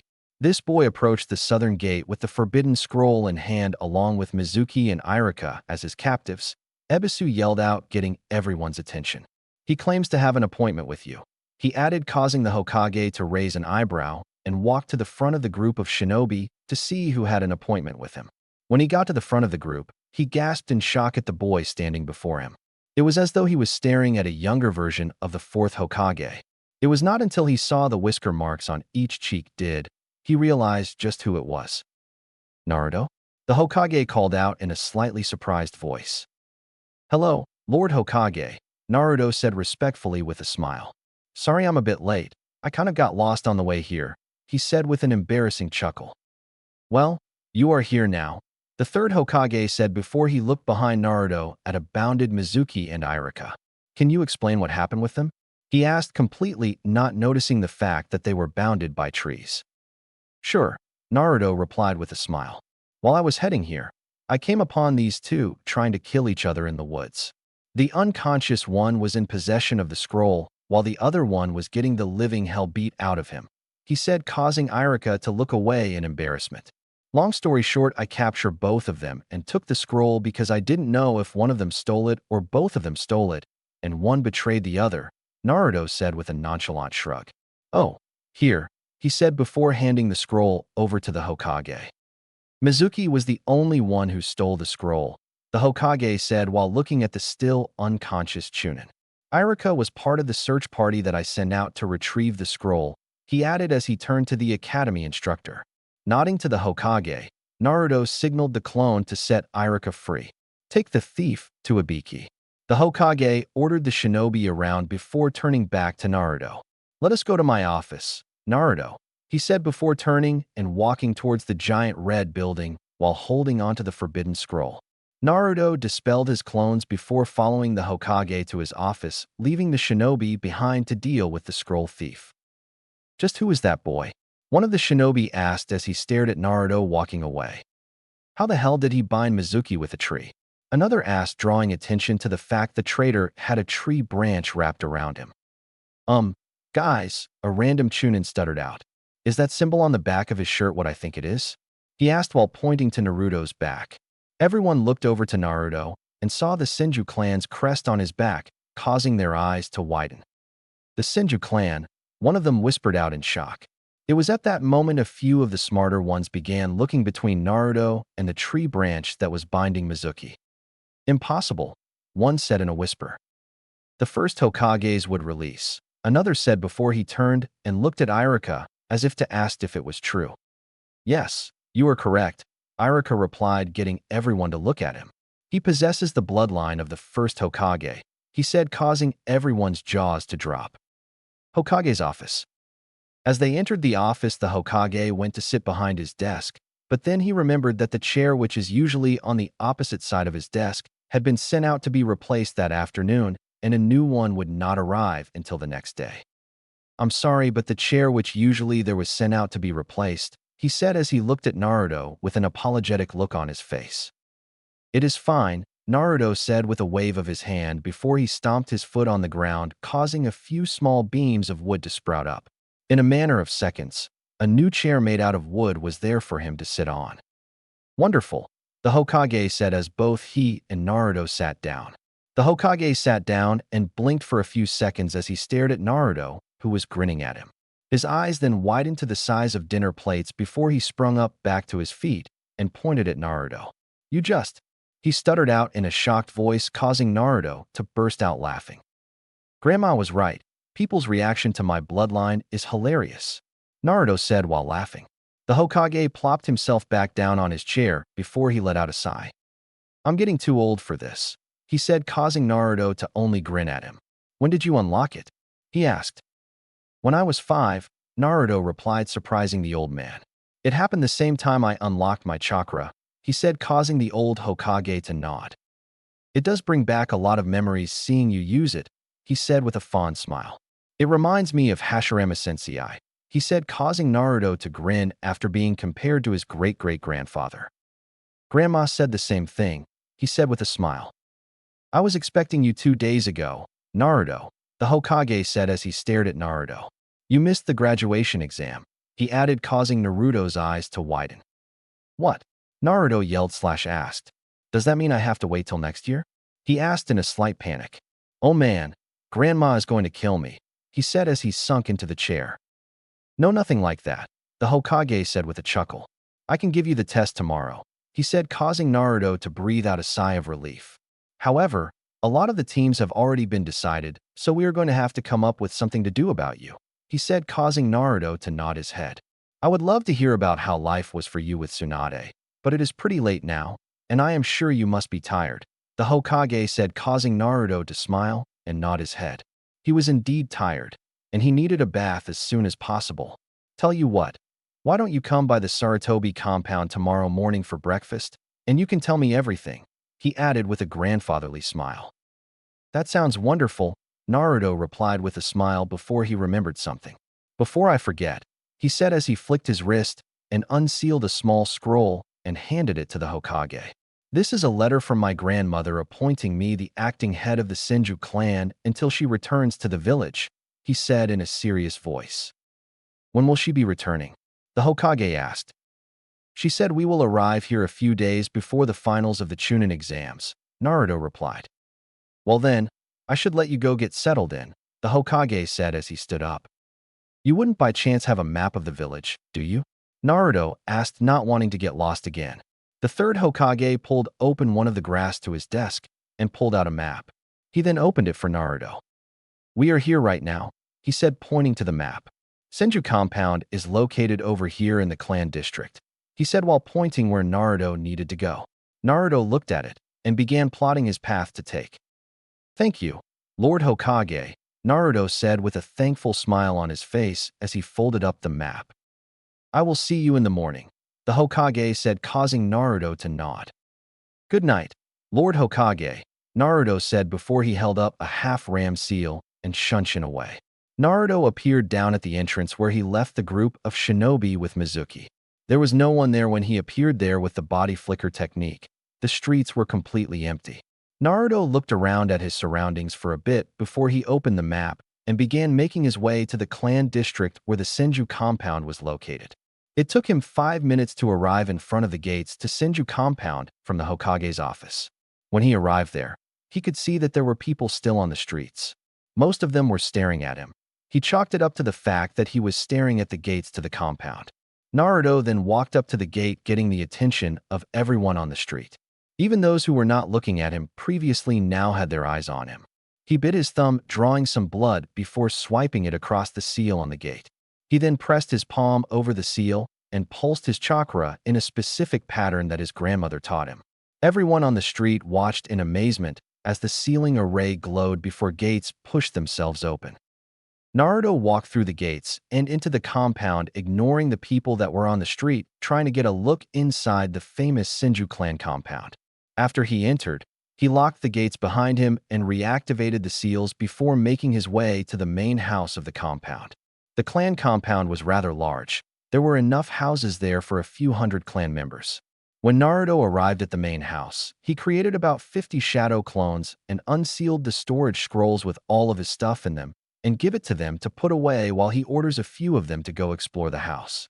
While all the clones were doing that, Naruto made his way down a hallway that his grandmother told him about and stood in front of a wall. He then bit his finger once more, drawing some more blood, and repeated what he did at the gate. After doing that, a large sealing array appeared on the wall and a door became visible. He opened the door, which leads to a flight of stairs going down. He walked down the stairs and came upon another door, which he did the same thing he did to the previous one, unlocking the security seal, which was placed on it. Once it did that, he opened the door and stepped into what his grandmother described as the Senju clan's vault. As he stepped into the room, the lights automatically came on, and Naruto could only marvel at the number of weapons, books, and scrolls that were in the room. "Whoa," he said in amazement. It was inside this room that all of his great-great-grandfather's jutsus were locked away in, along with a lot of books, weapons, and scrolls that were spoils of war. As Naruto was looking around, his eye caught a rather large scroll in the corner of the room just next to the door. It was a white scroll with a black and silver lining. He walked up to it and picked it up. "Wonder what this is?" he asked himself before he opened the scroll, and could not help but smirk when he saw what it was. "A summoning contract," he said with a smile before a puzzled expression appeared on his face. "Why are there no names written on it?" he asked as he saw that there was not a single name written on the contract, signifying that there had never been a summoner for this contract. "I wonder what kind of creature this is for," he asked himself before he caught a glimpse at a picture of the animal at the bottom corner of the contract. "Interesting," he said with a smirk. Chapter 4. Officially a genin. It was currently morning, and Naruto was getting ready to head over the Sarutobi clan compound to have breakfast with the Hokage. After the clones had finished getting all of his stuff ready, he opted to go straight to bed, saving the exploring for later today. He did not sign the summoning contract that he found last night, deciding to do it another day when he had the time. As he walked out of his bedroom, he made his way to the door leading to the basement of the main house. Even though he was going to be having breakfast with Hokage and will probably be taking his graduation exam after that, he decided to put his clones to work inside of the Senju clan's private library, where all of the clan's jutsus and scrolls were located, and more importantly, where his great-great-grandfather's would release techniques were located.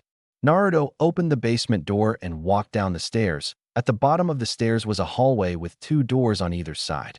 He knew the one on the right was an indoor training room, while the one on the left was the library. Turning to his left, he deactivated the security seal on the door and opened it. As soon as the door opened, the lights to the library automatically came on, leaving Naruto to marvel at the room in front of him. "Whoa!" Naruto exclaimed in surprise as he stared at the extremely large library before him. He had no doubt that it was his great-great-grandfather who created this room, judging from its size and the wooden beams that were supporting it. It was without a doubt one of the biggest libraries that Naruto had ever seen. By the looks of it, the room well extends beyond the house, he noted as he looked around. It was the truth. The clan's library extended well beyond the main house. It took up a good chunk of space on the western side of the compound. No one would know that there was a library there, given the fact that it was underground. But Naruto did not doubt the fact that there were probably security seals in place just in case someone did discover that fact and try to tunnel their way in. "There have to be over 1,000 books and scrolls in here," he commented as he stared at the numerous shelves with a variety of books and scrolls. He was under the impression that there were only going to be jutsu scrolls in the library. However, now he could see that there are a lot more than that. Realizing that he was going to be late for his breakfast with the Hokage, he decided to get down to business. He made a cross seal in front of him and began channeling a large amount of chakra before shouting out, "Multi-shadow clone jutsu." Naruto yelled out, creating a large puff of smoke inside the library. When the smoke vanished, 2,000 copies of Naruto were scattered throughout the library. "Okay, listen up," Naruto said loudly so that all the clones could hear him. "I don't know how many books and scrolls are in here, so I made 2,000 clones just in case," he said as he looked around at the small army of clones he had created. "Each of you is to take either a book or a scroll and begin reading," he said, causing his clones to groan. "If there is no more reading material for you to read, just dispel yourself. Understood?" he asked, earning a nod from each clone. "And when you are done reading, do not dispel yourself. Instead, read it again to make sure whatever it is you read sticks," he ordered, earning him another set of groans. "Have fun," he said before turning and walking out of the room, locking the door behind him. He then began making his way to the Sarutobi clan compound. As Naruto left the clan compound, he activated the security seals on the gate as he left. He knew there were probably a lot of people who were dying to get their hands on a few of the clan's secrets and techniques that were stored inside of the clan compound. With his return to the village and the compound, there would be no doubt that some people may think that they could probably sneak into the compound now, but those who are brave enough to try would be in for a rude awakening. As Naruto was walking through the clan district on his way to the Sarutobi compound, he could not help but notice that there were people staring at him as he walked by. It was still pretty early in the morning, so there were not a lot of people on the streets, but there was still a fair amount of them doing their early morning shopping and exercise. At first, he thought there was something on his face, or maybe he did not dress properly. It was not until his keen hearing picked up what people were saying as he walked by he realizes why they were staring. "Did you hear?" a random woman on the street said to another. "That boy is a Senju," she added while motioning to Naruto. "Yes, I heard," another woman replied. "My husband came home last night and told me," she added. "I always thought Lady Tsunade was the only Senju alive," a teenage girl said to her as they watched Naruto walk by. "Do you think he is her son?" her friend asked. "They say he has the power of the first Hokage," a man said to a street vendor. "That can't be true, can it?" the vendor replied with a doubtful look on his face. "He is so hot," one girl said with a slight squeal as she stared at Naruto. "I know," her friend replied with an equal squeal. "Just looking at him is making me want to have his babies," she said, causing Naruto's eyes to widen. After he heard that, Naruto started walking faster towards the compound while praying to God that he does not get raped before he reached there. The Sarutobi clan compound was about a 10-minute walk from the Senju compound. It would have been a much quicker journey if Naruto had chosen to run there or use the body flicker technique, but he wanted to take in the sights and sounds of the village in the morning. When he got to the compound, he asked one of the clan members to show him the way to the Hokage's house, which they happily did. Naruto knocked on the door of the Hokage's house, and a few seconds later a young woman opened the door. "Hello, I'm here to see the Hokage," Naruto said with a smile. "Are you Naruto?" the young woman asked, to which Naruto nodded his head.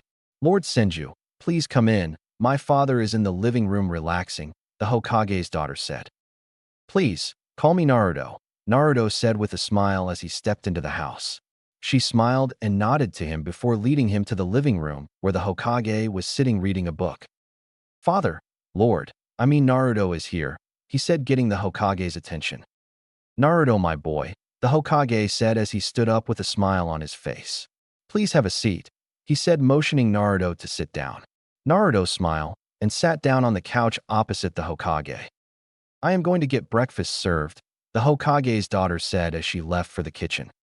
"So, how was your first night in the village?" the old man asked as he sat back down. "It was peaceful," Naruto replied with a nod. "I had to stop myself from exploring great-grandfather's techniques," he said with a chuckle, causing the third Hokage to chuckle as well before a confused look appeared on his face. "Did you not have Hashirama Sensei's techniques with you before?" he asked while looking at Naruto. "No," Naruto replied with a shake of his head. "No one really expected that I would awaken that bloodline. so Grandma did not take them with her when she left. They were locked away in the clan compound, he said, causing the Hokage to nod his head, understanding his student's line of thought. I mostly learned how to control it by myself with a lot of trial and error, he added. I see, the Hokage said. It would also seem as though the word of your arrival has spread throughout the village, he said, causing Naruto to smile slightly. That would explain why everyone was staring at me on the way over here, Naruto replied, causing the old man to chuckle. Also, it seems as though some people have also received word of you possessing the first Hokage's would release, the Hokage added.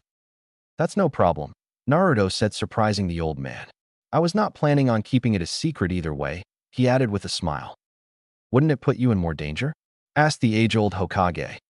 Grandma wouldn't have sent me here by myself if I wasn't strong enough to handle any of the danger that may come my way, he replied with a confident look on his face. The third Hokage was about to say something to Naruto, but before he could, his daughter came back to the living room and told them that breakfast was ready. The two of them went to the dining room where they were joined by a young boy wearing an extremely long scarf. This is my grandson, Konohamaru, the third Hokage said as he sat down at the head of the table. He is an academy student, he added. Naruto looked over at the kid to see him looking back at him as though he was trying to size him up. Naruto could not help but chuckle along with the Hokage. Nice to meet you, Konohamaru, Naruto said, causing the kid's eyes to widen in shock, confusing Naruto. I'm Naruto, he added. Everyone then began eating while Naruto started to tell the third Hokage and Konohamaru about his life in the capital and his training. Konohamaru was absolutely amazed by Naruto. Not only did Naruto not call him honorable grandson, but he was also super strong and was related to two of the previous Hokages. The third Hokage was also impressed with Naruto's recount of his training with Tsunade and Jiraiya. He was also surprised to hear that Naruto knew about his parents. Even though he did not say it, the third was fairly sure that the boy knew about the Nine Tails as well. About an hour had passed since they all sat down, and Naruto had been expecting to get some memories back from some of the clones in the library who did not get any reading materials. There couldn't be more than 2,000 books and scrolls in there, right? He asked himself before the third Hokage broke him out of his thought. Naruto, I've arranged for you to take the graduation test at the academy, he said, getting Naruto's attention. I'll be accompanying you, he added, causing Naruto to smile and turn to Konohamaru. Would you like to come too, Konohamaru? Naruto asked as he turned to the kid, causing him to light up. Can I? He asked, causing both Naruto and the third to chuckle and nod. The trio finished up breakfast and began making their way over to the Shinobi Academy. The academy was located next to the Hokage's office, so it would be about a 15-minute walk from the Sarutobi clan compound. Konohamaru was walking in between the Hokage and Naruto with an excited look on his face. He was going to get a chance to see what the academy graduation exam was like before he graduated. He was giddy with anticipation over the fact that he was going to get an advantage over everyone else. Seeing the look on the little boy's face, Naruto could tell exactly what he was thinking about. He could not help but shake his head at the kid's thinking. As they were walking by, people would stop and greet the Hokage and Naruto, much to his surprise. It would seem as though the word of his return had truly spread throughout the village. When they reached the academy, Naruto had expected to see some academy students around, but there were none in sight. Where are all of the students? He asked, getting the Hokage's attention. The graduation exam was held 2 days ago, he explained as they walked through the entrance of the school. Usually, we give everyone a week off after the exams, he said, causing Naruto to nod his head, understanding. Only the instructor who will be giving you the test is here today, he added as they entered the building. The Hokage then led Naruto to one of the classrooms, with Konohamaru following closely behind. As they entered the room, Naruto saw the Chunin that he had captured last night along with Mizuki. Good morning, Lord Hokage, the instructor said with a bow towards the Hokage before turning to Naruto. Lord Senju, he said with another bow before moving to Konohamaru. Konohamaru? He asked in surprise, seeing the kid there. Hey, Iruka-sensei, Konohamaru said with a wave. I'm here to watch big bro Naruto take his exam, he said, causing Naruto to raise an eyebrow at his choice of name. Speak of which, let's get started, the Hokage said, causing Iruka to nod and motion Naruto to sit at one of the desks. First, we will do the written portion of the exam. he said as he placed a sheet of paper and pencil in front of the blonde. You have 1 hour to complete it, he said before motioning Naruto to start. When Naruto started the test, he could not believe how easy it was. Thanks to all of the books that his grandmother made him read, he breezed through the exam as though it was nothing. There were only 10 questions on the exam. Spending only 1 minute on each question, Naruto finished the exam in 10 minutes and spent an extra 5 minutes looking over his work. Done, Naruto said, surprising everyone. That was fast, Iruka commented while the Hokage nodded in agreement. You still have 45 minutes left? Don't you want to look over your test? Iruka asked, to which Naruto shook his head before speaking. I already did, he said as he held up his test for Iruka to take. It was super easy, he said with a grin. The Hokage did not know how to feel about all this. Should he be proud that he now has a shinobi this smart, or embarrassed at the fact that his Shinobi Academy test was so easy? He was going to have to bring this up at the next council meeting. Okay, let us move on to the ninjutsu portion of the test before we head outside for the taijutsu portion, Iruka said, knocking the Hokage out of his thought. Naruto nodded and stood in front of Iruka waiting for him to give further instructions. Please perform the body replacement technique, Iruka said, causing Naruto to nod his head before replacing himself with Konohamaru, who looked confused as to how he got to the front of the classroom. Huh? Konohamaru asked as he looked around and saw Naruto standing where he was giving him the thumbs up. Very good, Iruka said as he wrote down some marks on his clipboard as Naruto moved to stand in front of him again. Now please perform the transformation technique, Iruka said, earning a nod from Naruto before he transformed into a perfect copy of Konohamaru. It's me, Konohamaru said with a grin. At first, he was bored when he had to sit there and watch Naruto take the written exam, but now, he was having fun. Very good, Iruka commented as he wrote some more things down on his clipboard. And finally, please perform the clone technique, he said before he watched Naruto snap his fingers, causing a puffy of smoke to appear beside him as a perfect copy of Naruto stood there staring at Iruka. Wonderful, Iruka commented while making a note that the clone appeared to be solid. Now then, let us go outside for the taijutsu portion of the exam, he said as he began walking out the classroom with Naruto, Konohamaru, and the third Hokage following closely behind. The group arrived at the back of the academy, which was usually used to hold taijutsu spars and physical training exercises. Iruka then placed the clipboard down and walked over and stood inside of an oval drawn into the ground with white paint. No ninjutsu is allowed. The winner is decided when either opponent surrenders or is unable to continue the match, Iruka explained as he motioned Naruto to stand inside the oval. Lord Hokage will be the judge, he added, causing the Hokage to nod his head. The Hokage then looked at them to see if they are ready before he gave the go-ahead to begin. Begin, he spoke, as he said that Naruto disappeared in a great show of speed and appeared in front of Iruka, causing his eyes to widen in shock. He then buried his fist into the Chunin's stomach, knocking the air out of him. As the fist impacted his gut, Iruka dropped to all fours and began gasping for air. Winner Naruto, the third Hokage yelled out as he called the batch to an end. He had expected Iruka to put up some sort of fight, but even he did not expect Naruto to have that sort of speed. Konohamaru did not know what just happened. 1 minute Naruto was standing at the edge of the oval, then he just disappeared and appeared in front of Iruka, punching him in the gut. The fight was over in the blink of an eye. Wow, big bro Naruto. That was so cool, Konohamaru exclaimed as he ran up to Naruto. You have to teach me how to do that, he said, causing Naruto to chuckle and ruffle his hair. Konohamaru reminded Naruto of himself as a kid, energetic, and always want to learn some super cool technique. Sure, kid, Naruto said, causing the kid to become even more excited. I'll teach you one day when I'm free, he added before turning to the Hokage and Iruka, who managed to pick himself up off the floor. So did I pass? He asked. Even though I have not graded your written exam as yet, Iruka said, while still trying to catch his breath. Your scores on the other two portions are enough for you to pass, he said while taking deep breaths. Congratulations, Naruto, the Hokage said as he pulled out a forehead protector with black cloth from his robe. You are now a shinobi of the Hidden Leaf Village, he said proudly as he handed the forehead protector to Naruto. Naruto held it in his hand, admiring it for a few moments while smiling to himself before he tied it around his left bicep. Thank you, Lord Hokage, Naruto said as he adjusted the forehead protector on his arm. You are to report to the academy in 4 days to receive your team placement. The Hokage ordered out, causing Naruto to nod his head. Now if you excuse me, I'm sure I have a pile of paperwork in my office waiting for me, he said before he turned to Irika and spoke. Irika, see in my office when you are done here, he said, earning a nod from the Chunin before he used the body flicker technique to disappear. With the Hokage gone, Naruto turned to Irika and spoke.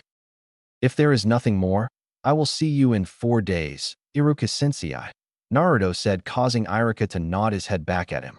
Naruto and Konohamaru then began making their way out of the academy. What are you going to do now, big bro? Konohamaru asked while looking up at Naruto. Well, I'm going to head back to the clan compound and explore the place. What about you? He asked as he looked down at the boy. I'm going to go look for my friends to train with, the little boy said, causing Naruto to smile at him. Well, I guess I'll see you around, squirt, Naruto said before using the body flicker technique to appear back in front of the compound gates. Naruto entered the compound and resealed the gates before making his back into the main house and straight to the vault for the summoning contract he found the previous night. He did not bother to go check on his clones in the library due to the fact that it had only been a few hours since he left them. He was a fast reader, however, he was not that fast. When Naruto got to the vault, he grabbed the summoning contract and made his way to the Senju clan's private training ground. It was located a little distance away from the main house. While walking to the training ground, Naruto could not help but marvel at the beauty of the Senju compound. There were cherry blossom trees scattered throughout the compound, a small waterway that cuts through some areas in the compound with some rather large koi fishes swimming in it, and some very beautifully designed small wooden bridges going across. The compound was absolutely gorgeous. When he arrived at the training ground, he walked straight to the middle and opened the scroll. He bit his thumb before writing his name in blood in one of the slots before putting his fingerprints at the bottom. Once done, he stood up with an excited look on his face. He flashed through the necessary hand seals and slammed his hand on the ground. Summoning jutsu, he yelled out as he pumped a lot of chakra into the technique, trying to summon the boss. As his hand contacted the ground, a large ceiling array appeared before a giant cloud of smoke filled the training ground, causing Naruto's eyes to widen as he took a step back. The cloud of smoke was far bigger than he had expected. He had seen both his grandmother and godfather summon their respected summons, but neither of their summon was this big. Who has summoned me? Came a deep voice growling out from inside the smoke. As the smoke began to clear, Naruto could see standing there in front of him was a giant black wolf. The wolf was far bigger than his grandmother's slug summons Katsuyu. It was almost double the size of Katsuyu if Naruto was being honest. I summoned you, Naruto said loudly so the wolf could hear. Hearing someone answering his question, the giant wolf looked down in front of him and saw a human boy standing there looking up at him. There was no fear in the boy's eyes, only excitement. You expect me to believe that a puny little human like you could summon me, the great Fenrir? The wolf, now named Fenrir, asked. He did not believe that a child could have the power to summon him of all his kin. Naruto narrowed his eyes and released all of his chakra, causing the ground beneath his feet to crack and the pressure in the air to thicken as a green outline of chakra surrounded his body. Fenrir was taken by surprise at the amount of chakra that the boy was releasing. He had to admit, for a child his age, the amount of chakra he was releasing was quite impressive. It was not enough to worry Fenrir, but it was impressive nonetheless. Do you still doubt me? Naruto asked while continuing to release his chakra. It would appear as though you do have the power to summon me, the giant wolf said, causing Naruto to calm his chakra down. Now I take it you wish to be the new summoner to the Wolf Clan? He asked, causing Naruto to nod his head before he spoke. Yes, I do, he said as he stared up at the giant wolf. Fenrir then brought his head down to Naruto's level before he spoke. Before you can be a summoner to our clan, you must first be judged, he said, confusing Naruto. Just look into my eyes, he said as his blue eyes glowed as they met Naruto's eyes. Naruto did not know what the wolf was doing, but went along with it anyway. When Fenrir's eyes stopped glowing, he stood back up to full length and stared at Naruto for a while. The child of prophecy, he said as he stared at Naruto. When he stared into Naruto's eyes, he was looking at the boy's soul, judging his character. It was while looking at his soul that he saw that this boy was the boy the High Elder in his clan prophesied about many years ago. Looks like we finally have a summoner, he thought to him. I have one question for you, boy, he said to Naruto. What is the thing that is most important to you? He asked mainly because he did not want to appear as though he would accept him as his summoner so easily. My family, Naruto said without hesitation. And if someone were to try and harm your family? Fenrir asked, causing Naruto's eyes to narrow as they turned blood red with slits and his chakra to explode out, as well as a large amount of killing intent. I will show them no mercy, Naruto replied in a cold/deadly tone, causing a small smile to appear on the wolf's face. Congratulations, Naruto Senju, Fenrir said while looking down at Naruto. You are free to summon me or any of my kind anytime you need our assistance, he said as Naruto's eyes returned to normal and his chakra and killing intent dissipated. Welcome to the pack, kid, he added. Thank you, Fenrir, Naruto said, flashing the wolf a grind. See you around, kid, Fenrir said before disappearing in a puff of smoke. Naruto smiled and picked up the summoning contract before sealing it into the storage seal on his wrist before using the body flicker technique to appear back inside the main house. Seeing as how the day was still young, he decided to go to the library and find one of his great-great-grandfather's techniques train in. As he entered the library, he saw all 2,000 of his clones scattered throughout the library reading books and scrolls. Listen up, he called out, getting all of their attention. Everyone sit down, he ordered, confusing his clones. Even though they were confused, they all took a seat on the floor and waited for further instructions. If you are reading a scroll with jutsus in it, stand up, he ordered, causing about 50 clones to stand up. Bring those scrolls. I want a jutsu to practice while all of you are reading in here, he said as he began examining the scrolls the clones were bringing him. Wood clone, he said as he examined the scroll. I'll take this one. Dispel yourself, he said, causing the clone to nod its head before dispelling. When the clone dispelled, all the information it had on the wood clone jutsu so far rushed through Naruto's head. Naruto then continued to examine the rest of the scrolls, knowing every well the wood clone would be too simple for him. I think you will like this, one of the clones said, handing him a scroll, causing his eyebrow to raise. Wood dragon jutsu, Naruto said with a smirk as he read the name. Creates a gigantic wooden dragon which can be used to restrain a target. Naruto read out the description of the jutsu. Can also absorb the target's chakra. Interesting, he said with an excited smirk. The clone was right, he would like this one. The user can detonate the dragon at any time they wish, creating a large explosion, he said as his smirk turned into a full-out grin. Oh, this is going to be fun, he said with a chuckle. Chapter 5, Team Placement. 4 days had passed since Naruto took the graduation exam, and today was the day he is supposed to go to the academy for his team placement. In the past 3 days, Naruto had been up to quite a lot. He had not left the compound at all for the past 3 days, opting to stay inside and train his wood release. His clones had finished reading the majority of the books in the library by the day after his exams. There were still a few books and scrolls left to read, but Naruto figured he would take care of that at a later date. It had only taken him a few minutes to figure out the wood clone technique and an hour to master at the level he had with the shadow clone jutsu. The rest of the 3 days were spent learning the wood dragon jutsu. Naruto had to admit that it was a bit complex and took a bit of time to figure out, but thanks to his shadow clone, he was able to grasp the concept and able to perform the jutsu after 2 days of trying. It did require a fair amount of chakra to produce a large wooden dragon, but that was something he had in spades.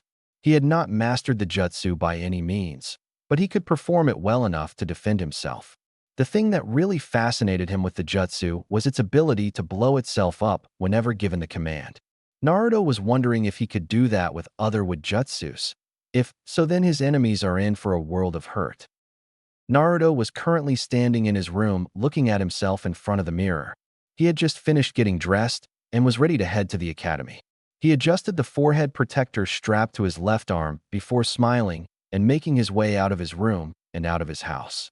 Naruto exited the compound and resealed it before making his way to the academy. As he was walking there, he noticed the streets were a lot busier than he had ever seen. Since his return, he had yet to fully explore the village. Most of what he saw of the village was when he was walking with the Hokage and Kinomaru when he took his exam. Now he was seeing the streets of the village in full swing. Shops were opened, vendors had placed out their stalls, and people were busy moving from store to store carrying out their shopping. Naruto simply placed his hands in his pocket and weaved his way through the crowded street, while at the same time observing everything. As he was walking through the crowded street, some of the people started to take notice of his presence while others did not notice. Those who did notice, however, would stop and talk among themselves about him and about rumors they heard about him, most of which all dealt with suspicions as to whom his parents are, whether or not he was actually a Senju, and if the rumors about him possessing the first Hokages would release were true. Naruto, for his part, simply ignored all the whispering and stares and simply carried on his way to the academy.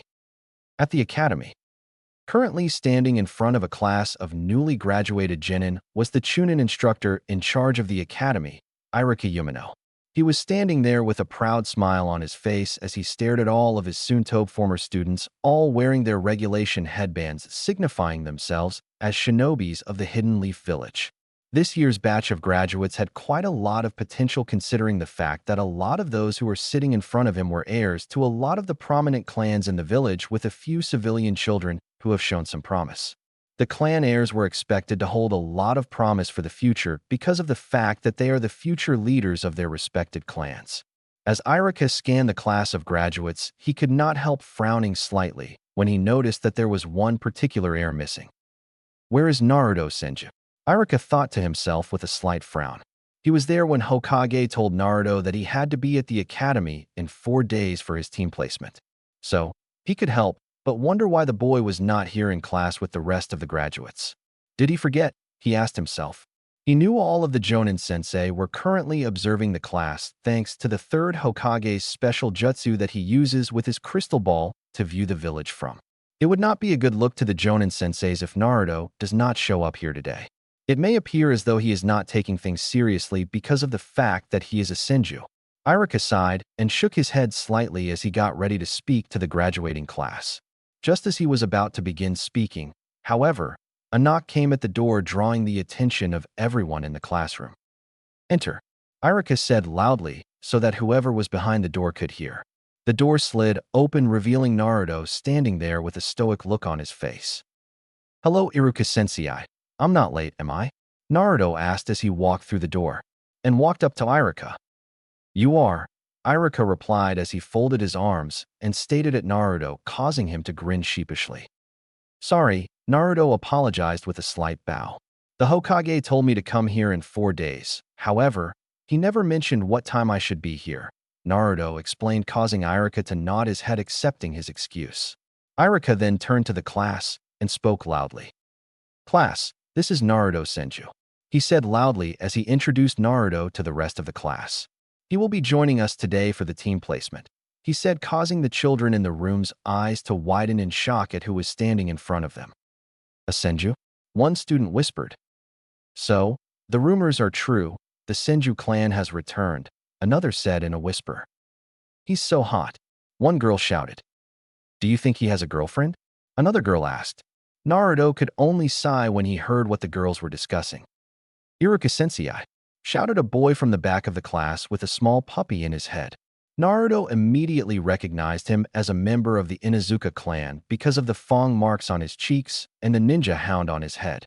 How come he is here for team placement when he didn't even take the graduation exam or attended a single class in the academy?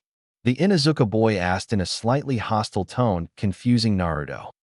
"Well, Kiba, Naruto did take the graduation exam and scored a perfect score on all portions of the exam," Iruka said, not surprising Naruto. Even though Iruka had yet to grade his written test, he knew he got all the answers right. If Naruto had attended the academy like you all, I am sure he would have been the rookie of the year, Iruka added, surprising everyone and causing a certain black-haired Uchiha to narrow his eyes at Naruto. As to why Naruto did not attend a single class in the academy, Iruka began before turning to Naruto. "That is not for me to say. If Naruto wishes to share that information, he will tell it you all," the Chunin said, not wanting to overstep his bounds when it comes to Naruto's personal information. Naruto simply shrugged his shoulders before he spoke in a nonchalant tone. "It's no big deal really. Naruto said as he stared up at the class. I just lived outside of the village with my grandmother. She trained and taught me everything I know, he said with a shrug of his shoulders. And just who exactly is your grandmother? Kiba asked in a tone that was really starting to get on Naruto's nerve as he folded his arms. Tsunade Senju, Naruto replied as he narrowed his eyes at the boy before flaring his chakra, causing all of the newly minted genins in the room to sweat and tremble with fear at the amount of power being released. Do you have anything you want to say about my grandmother, boy? Naruto asked in a dangerous tone. Kiba immediately shook his head no. Naruto then claimed his chakra down before turning to Iruka and giving a slight bow before he spoke again. I apologize, Iruka-sensei, he said, apologizing for the commotion he was causing. It is no problem. Please take a seat so we can begin, Iruka said with a smile. Naruto nodded and walked up the stairs to the only available seat in the class. It was in the third row with only 2 people sitting on it. One was a boy with his hair tied in a spiky ponytail and an expression on his face as though he had just woken up. The other was a girl with blue eyes and long platinum blonde hair worn in a ponytail, with bangs framing the right side of her face. She was wearing a purple outfit consisting of a high-collared blouse and a matching apron skirt with bandages on her abdomen and legs, small hoop earrings, and her forehead protector worn as a belt around her waist. As Naruto walked up the stairs to the open seat, his eyes met the blonde-haired girl's. A small blush crept up onto her face, but Naruto simply ignored it and kept a stoic look on his. When he reached the open seat, he smiled slightly at the girl and spoke. Do you mind if I sit here? He asked politely, to which the girl only stared at him and shook her head slowly, causing Naruto to raise an eyebrow at her as he sat down. Troublesome, the boy sitting on the other side of the girl said as he stared at the two of them with a bored expression on his face. As Naruto sat down, he could feel a lot of people's gaze on him, a few of which were hostile. Most of them were coming from the males in the classroom out of jealousy, but there was one in particular that had trace amounts of killing intent. Averting his gaze to the row in front of him, Naruto could see a black-haired boy in a blue shirt staring at him with a murderous look on his face. Naruto, for his part, had no idea who the boy was. It was not until he saw the symbol on the back of his shirt did he realize who it was. So, this is the last Uchiha, Naruto thought as he stared at the boy. I expected better, he added before turning away, ignoring the boy's presence, only causing the Uchiha boy to become angrier. Okay, class, listen up, he said, getting everyone's attention. As of today, you are all ninjas. To get here, you faced difficult trials and hardships, but that is nothing. What comes next will be far more difficult, Iruka said as he held both of his hands behind his back and spoke with a warm smile on his face. Now you are only Genins, first-level ninjas. All the Genin will be grouped into 3-man squads, and an elite ninja will lead each squad, he said, surprising a lot of people, causing Naruto to wonder what exactly was taught at the Shinobi Academy. We want each squad to be a balance of strength and ability, so that is how we set them up, he said as he held up a piece of paper. I will now announce the squads, he said before he began reading out team names and the members of each team. I wonder which squad I will place in, Naruto wondered to himself. He was well ahead of any of these Genins. Placing him on a squad will not only cause an imbalance, but it will also slow his own growth, not to mention hinder the growth of his teammates. Squad 7. Sasuke Uchiha, Sakura Haruno, and he called out before he was interpreted by the pink-haired girl in front of Naruto, yelling, Cha! Take that, Ino! True love conquers all, Sakura yelled out while turning to look at the girl sitting beside Naruto. And Sai, your Jonin-sensei will be Kakashi Hitaki, Iruka said, causing Sakura to turn and look at the pale-faced boy sitting in front of her with a creeped-out look on her face. Next, Squad 8. Hinata Hyuga, Kiba Inuzuka, and Shino Aburame. You Jonin-sensei will be Kurenai Yuhi, Iruka said, causing a girl with pale eyes and a boy in sunglasses to nod their head along with the Inuzuka clan boy from earlier. Squad 9 is still in rotation, so Squad 10. Ino Yamanaka, Shikamaru Nara, and Choji Akamichi. Your Jonin-sensei will be Asuma Sarutobi, Iruka said, causing the girl sitting beside Naruto to groan. UHG, how come I get stuck with the 2 worst students in the class?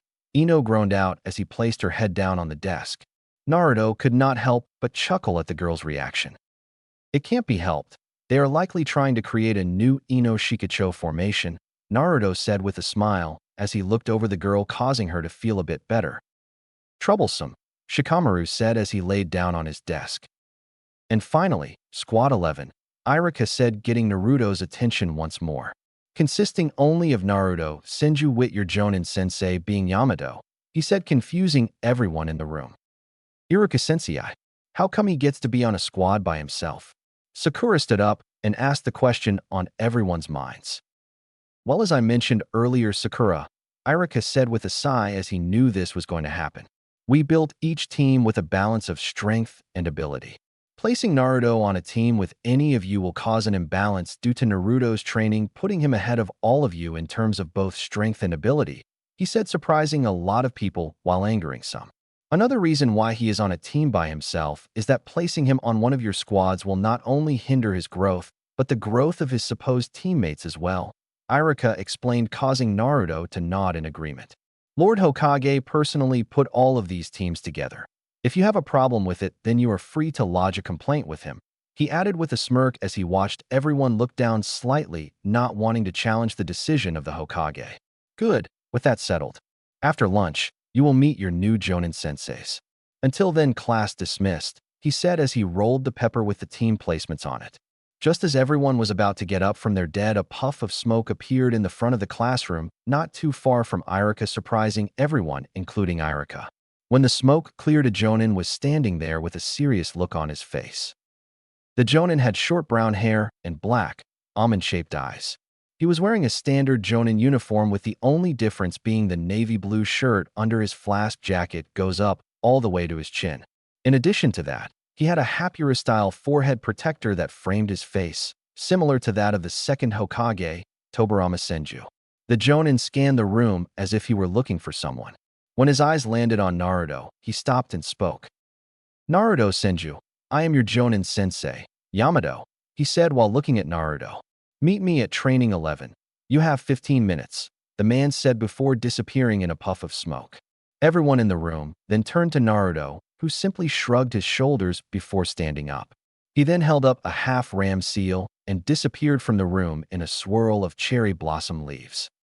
He's so cool, one girl said as they all watched the pink cherry blossom leaves fall to the ground. Yeah, he might even be cooler than Sasuke, another said, causing the Sasuke fangirls all to glare at her. Training Ground 11. Yamato was standing in the center of the training ground waiting for his student to arrive. He was surprised when the Hokage had pulled from his duties in the Umbu to take on a Genin squad. At first, he was not pleased with the idea of dealing with a bunch of Genins.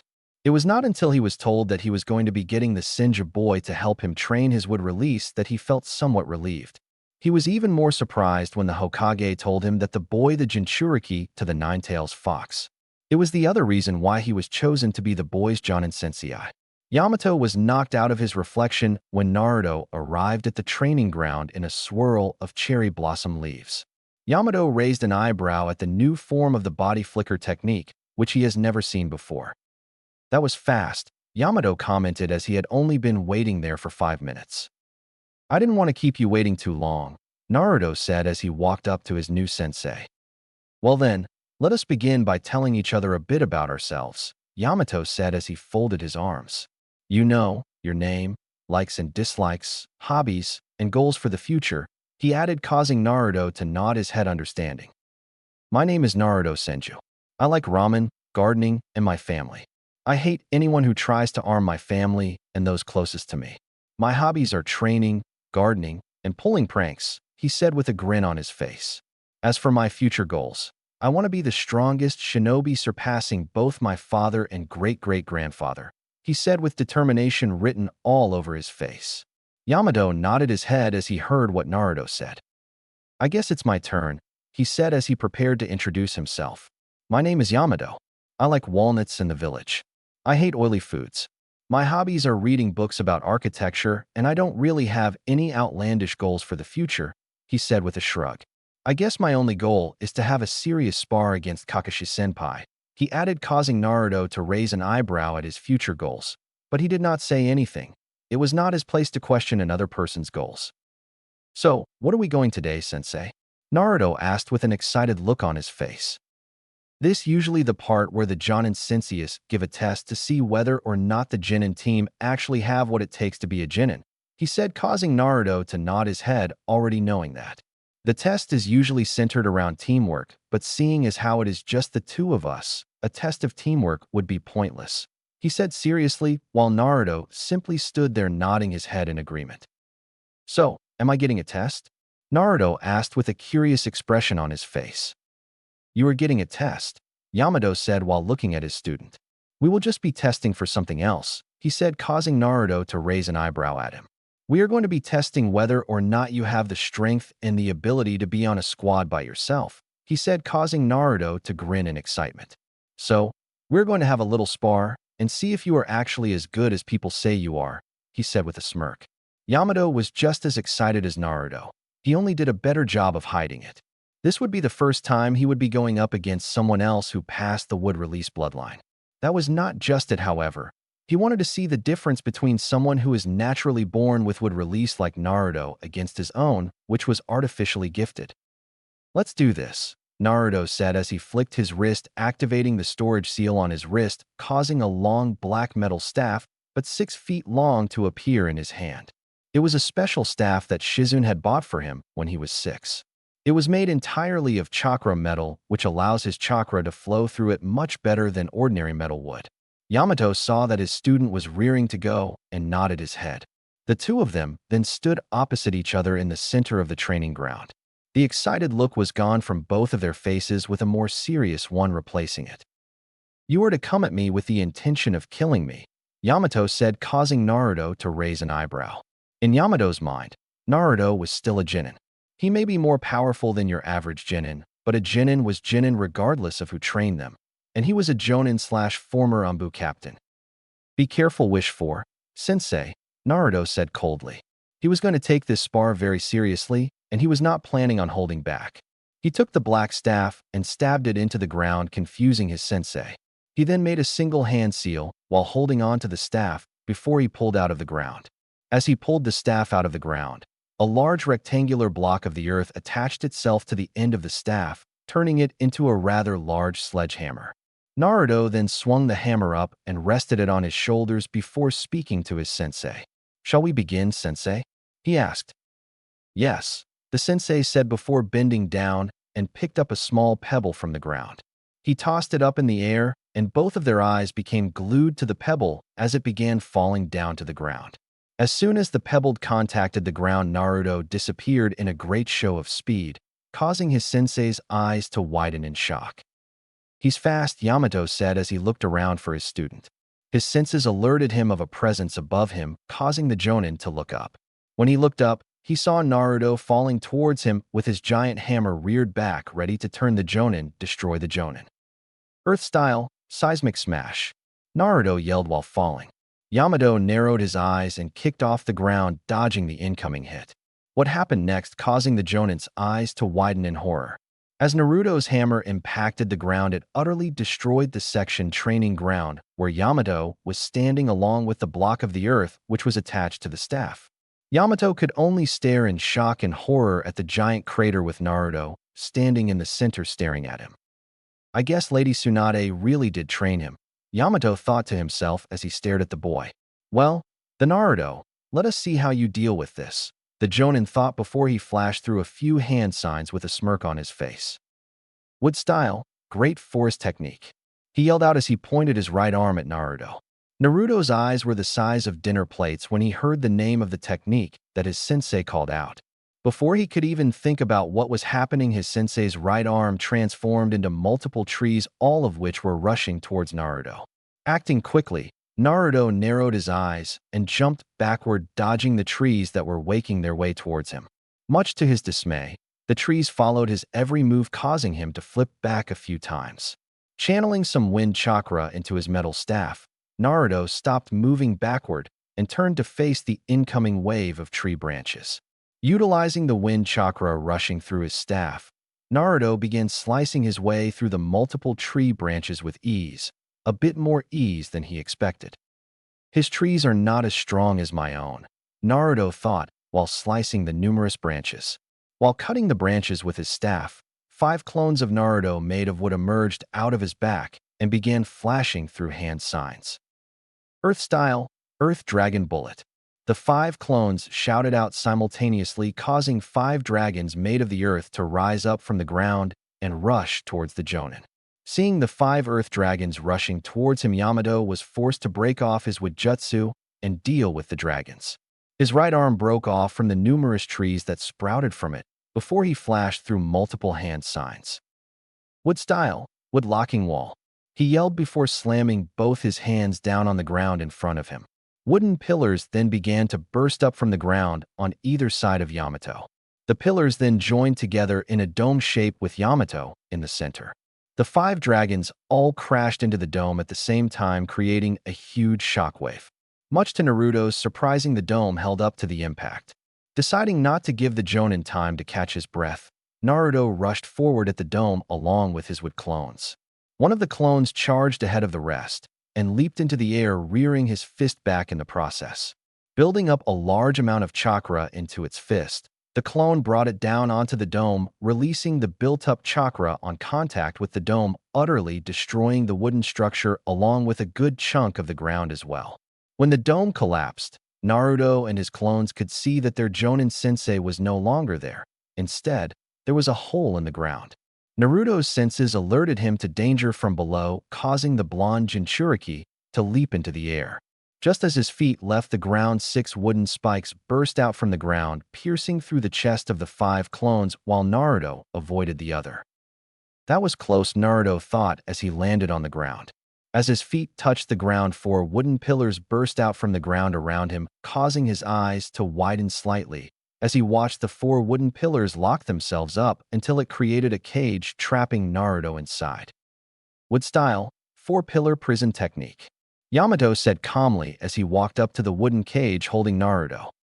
"I guess you are not as good as they say you are," Yamato said, sounding slightly disappointed, mainly due to the fact that Naruto had yet to use a single wood jutsu other than the wood clone. "Oh sensei," Naruto said in a calm voice, putting his sensei on edge. "This is cute," he said as he walked over and touched one of the wooden pillars. "But allow me to show you the difference in our wood release," he said as he narrowed his eyes and flared his chakra. As his chakra came in contact with Yamato's wood, it began sprouting branches with leaves. Naruto then formed the snake hand seal and stared at Yamato. 2 seconds later, tree branches and wooden pillars burst out from the wooden cage and rushed towards the Jonin. "He took control of my wood jutsu," Yamato screamed in his mind as he began backflipping away from the assault of trees and wooden pillars. He then heard the sound of something breaking apart, causing him to look at the cage while he was dodging the assault. When he looked over, he saw the wooden cage had broken itself apart, allowing Naruto to calmly walk out of it. Naruto then flashed through numerous hand signs before ending with a snake hand seal. Wood Style, Wood Dragon Jutsu. Naruto yelled out as he pumped a lot of chakra into the jutsu. As he did this, the branches and pillars that were chasing after Yamato stopped, and the ground began to tremble, causing Yamato to look around for the oncoming attack. From the left of Naruto, a giant serpentine dragon made of wood burst out from the ground and began encircling the area around Yamato. Yamato stared in shock at the sheer size of the dragon that was circling him. The dragon's body created a circle about 25 feet wide with the Jonin sensei in the center. Yamato, for his part, was confused about what was happening. The dragon was just circling him. It made no attempts to attack him. "Yamato sensei, I really hope you survive this because we need to have a long talk about that wood release of yours," Naruto called out, confusing his Jonin sensei further. "Now explode," Naruto yelled, causing his sensei to quickly flash through some hand signs.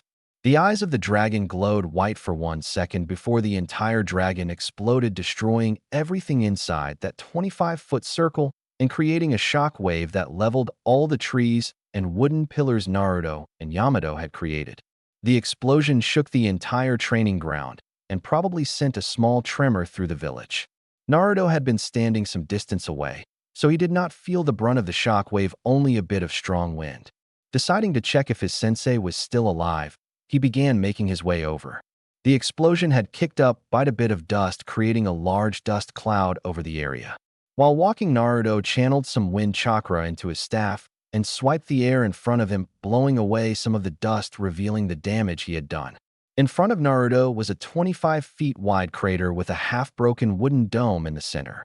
It would appear as though his sensei had managed to create a dome to shield himself from the brunt of the blast. However, it would also appear as though the blast broke apart a small part of the dome. "You alive, sensei?" Naruto asked, hoping the man was still alive. "Yeah, I'm here," came the voice of his sensei from inside the dome, sounding pretty tired. Jumping into the crater, Naruto made his way to the dome.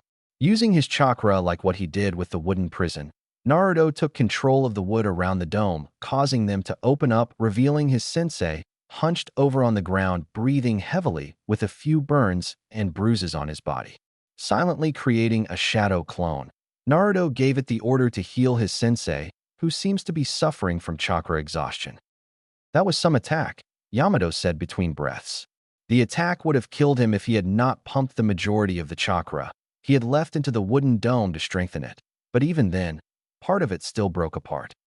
"Yes, with you being in the center of the circle the dragon created, the explosion came from the outside rushing in towards the center," Naruto explained as he sealed away his staff. "The shockwave impacted you from all directions at the same time, doubling the force you would normally feel from an explosion of that size," he added as he stared at the man being held by his clone. "I guess you pass," Yamato said as he started to feel a bit better. Naruto grinned happily as he stared at his sensei. "We start our first mission tomorrow bright and early. Be here at Training Ground 11 by 7 a.m. Yamato ordered, causing Naruto to salute him. "Yes, sensei," Naruto replied with a salute. "Now, about this wood release of yours," Naruto said as he looked at his sensei with curiosity written all over his face.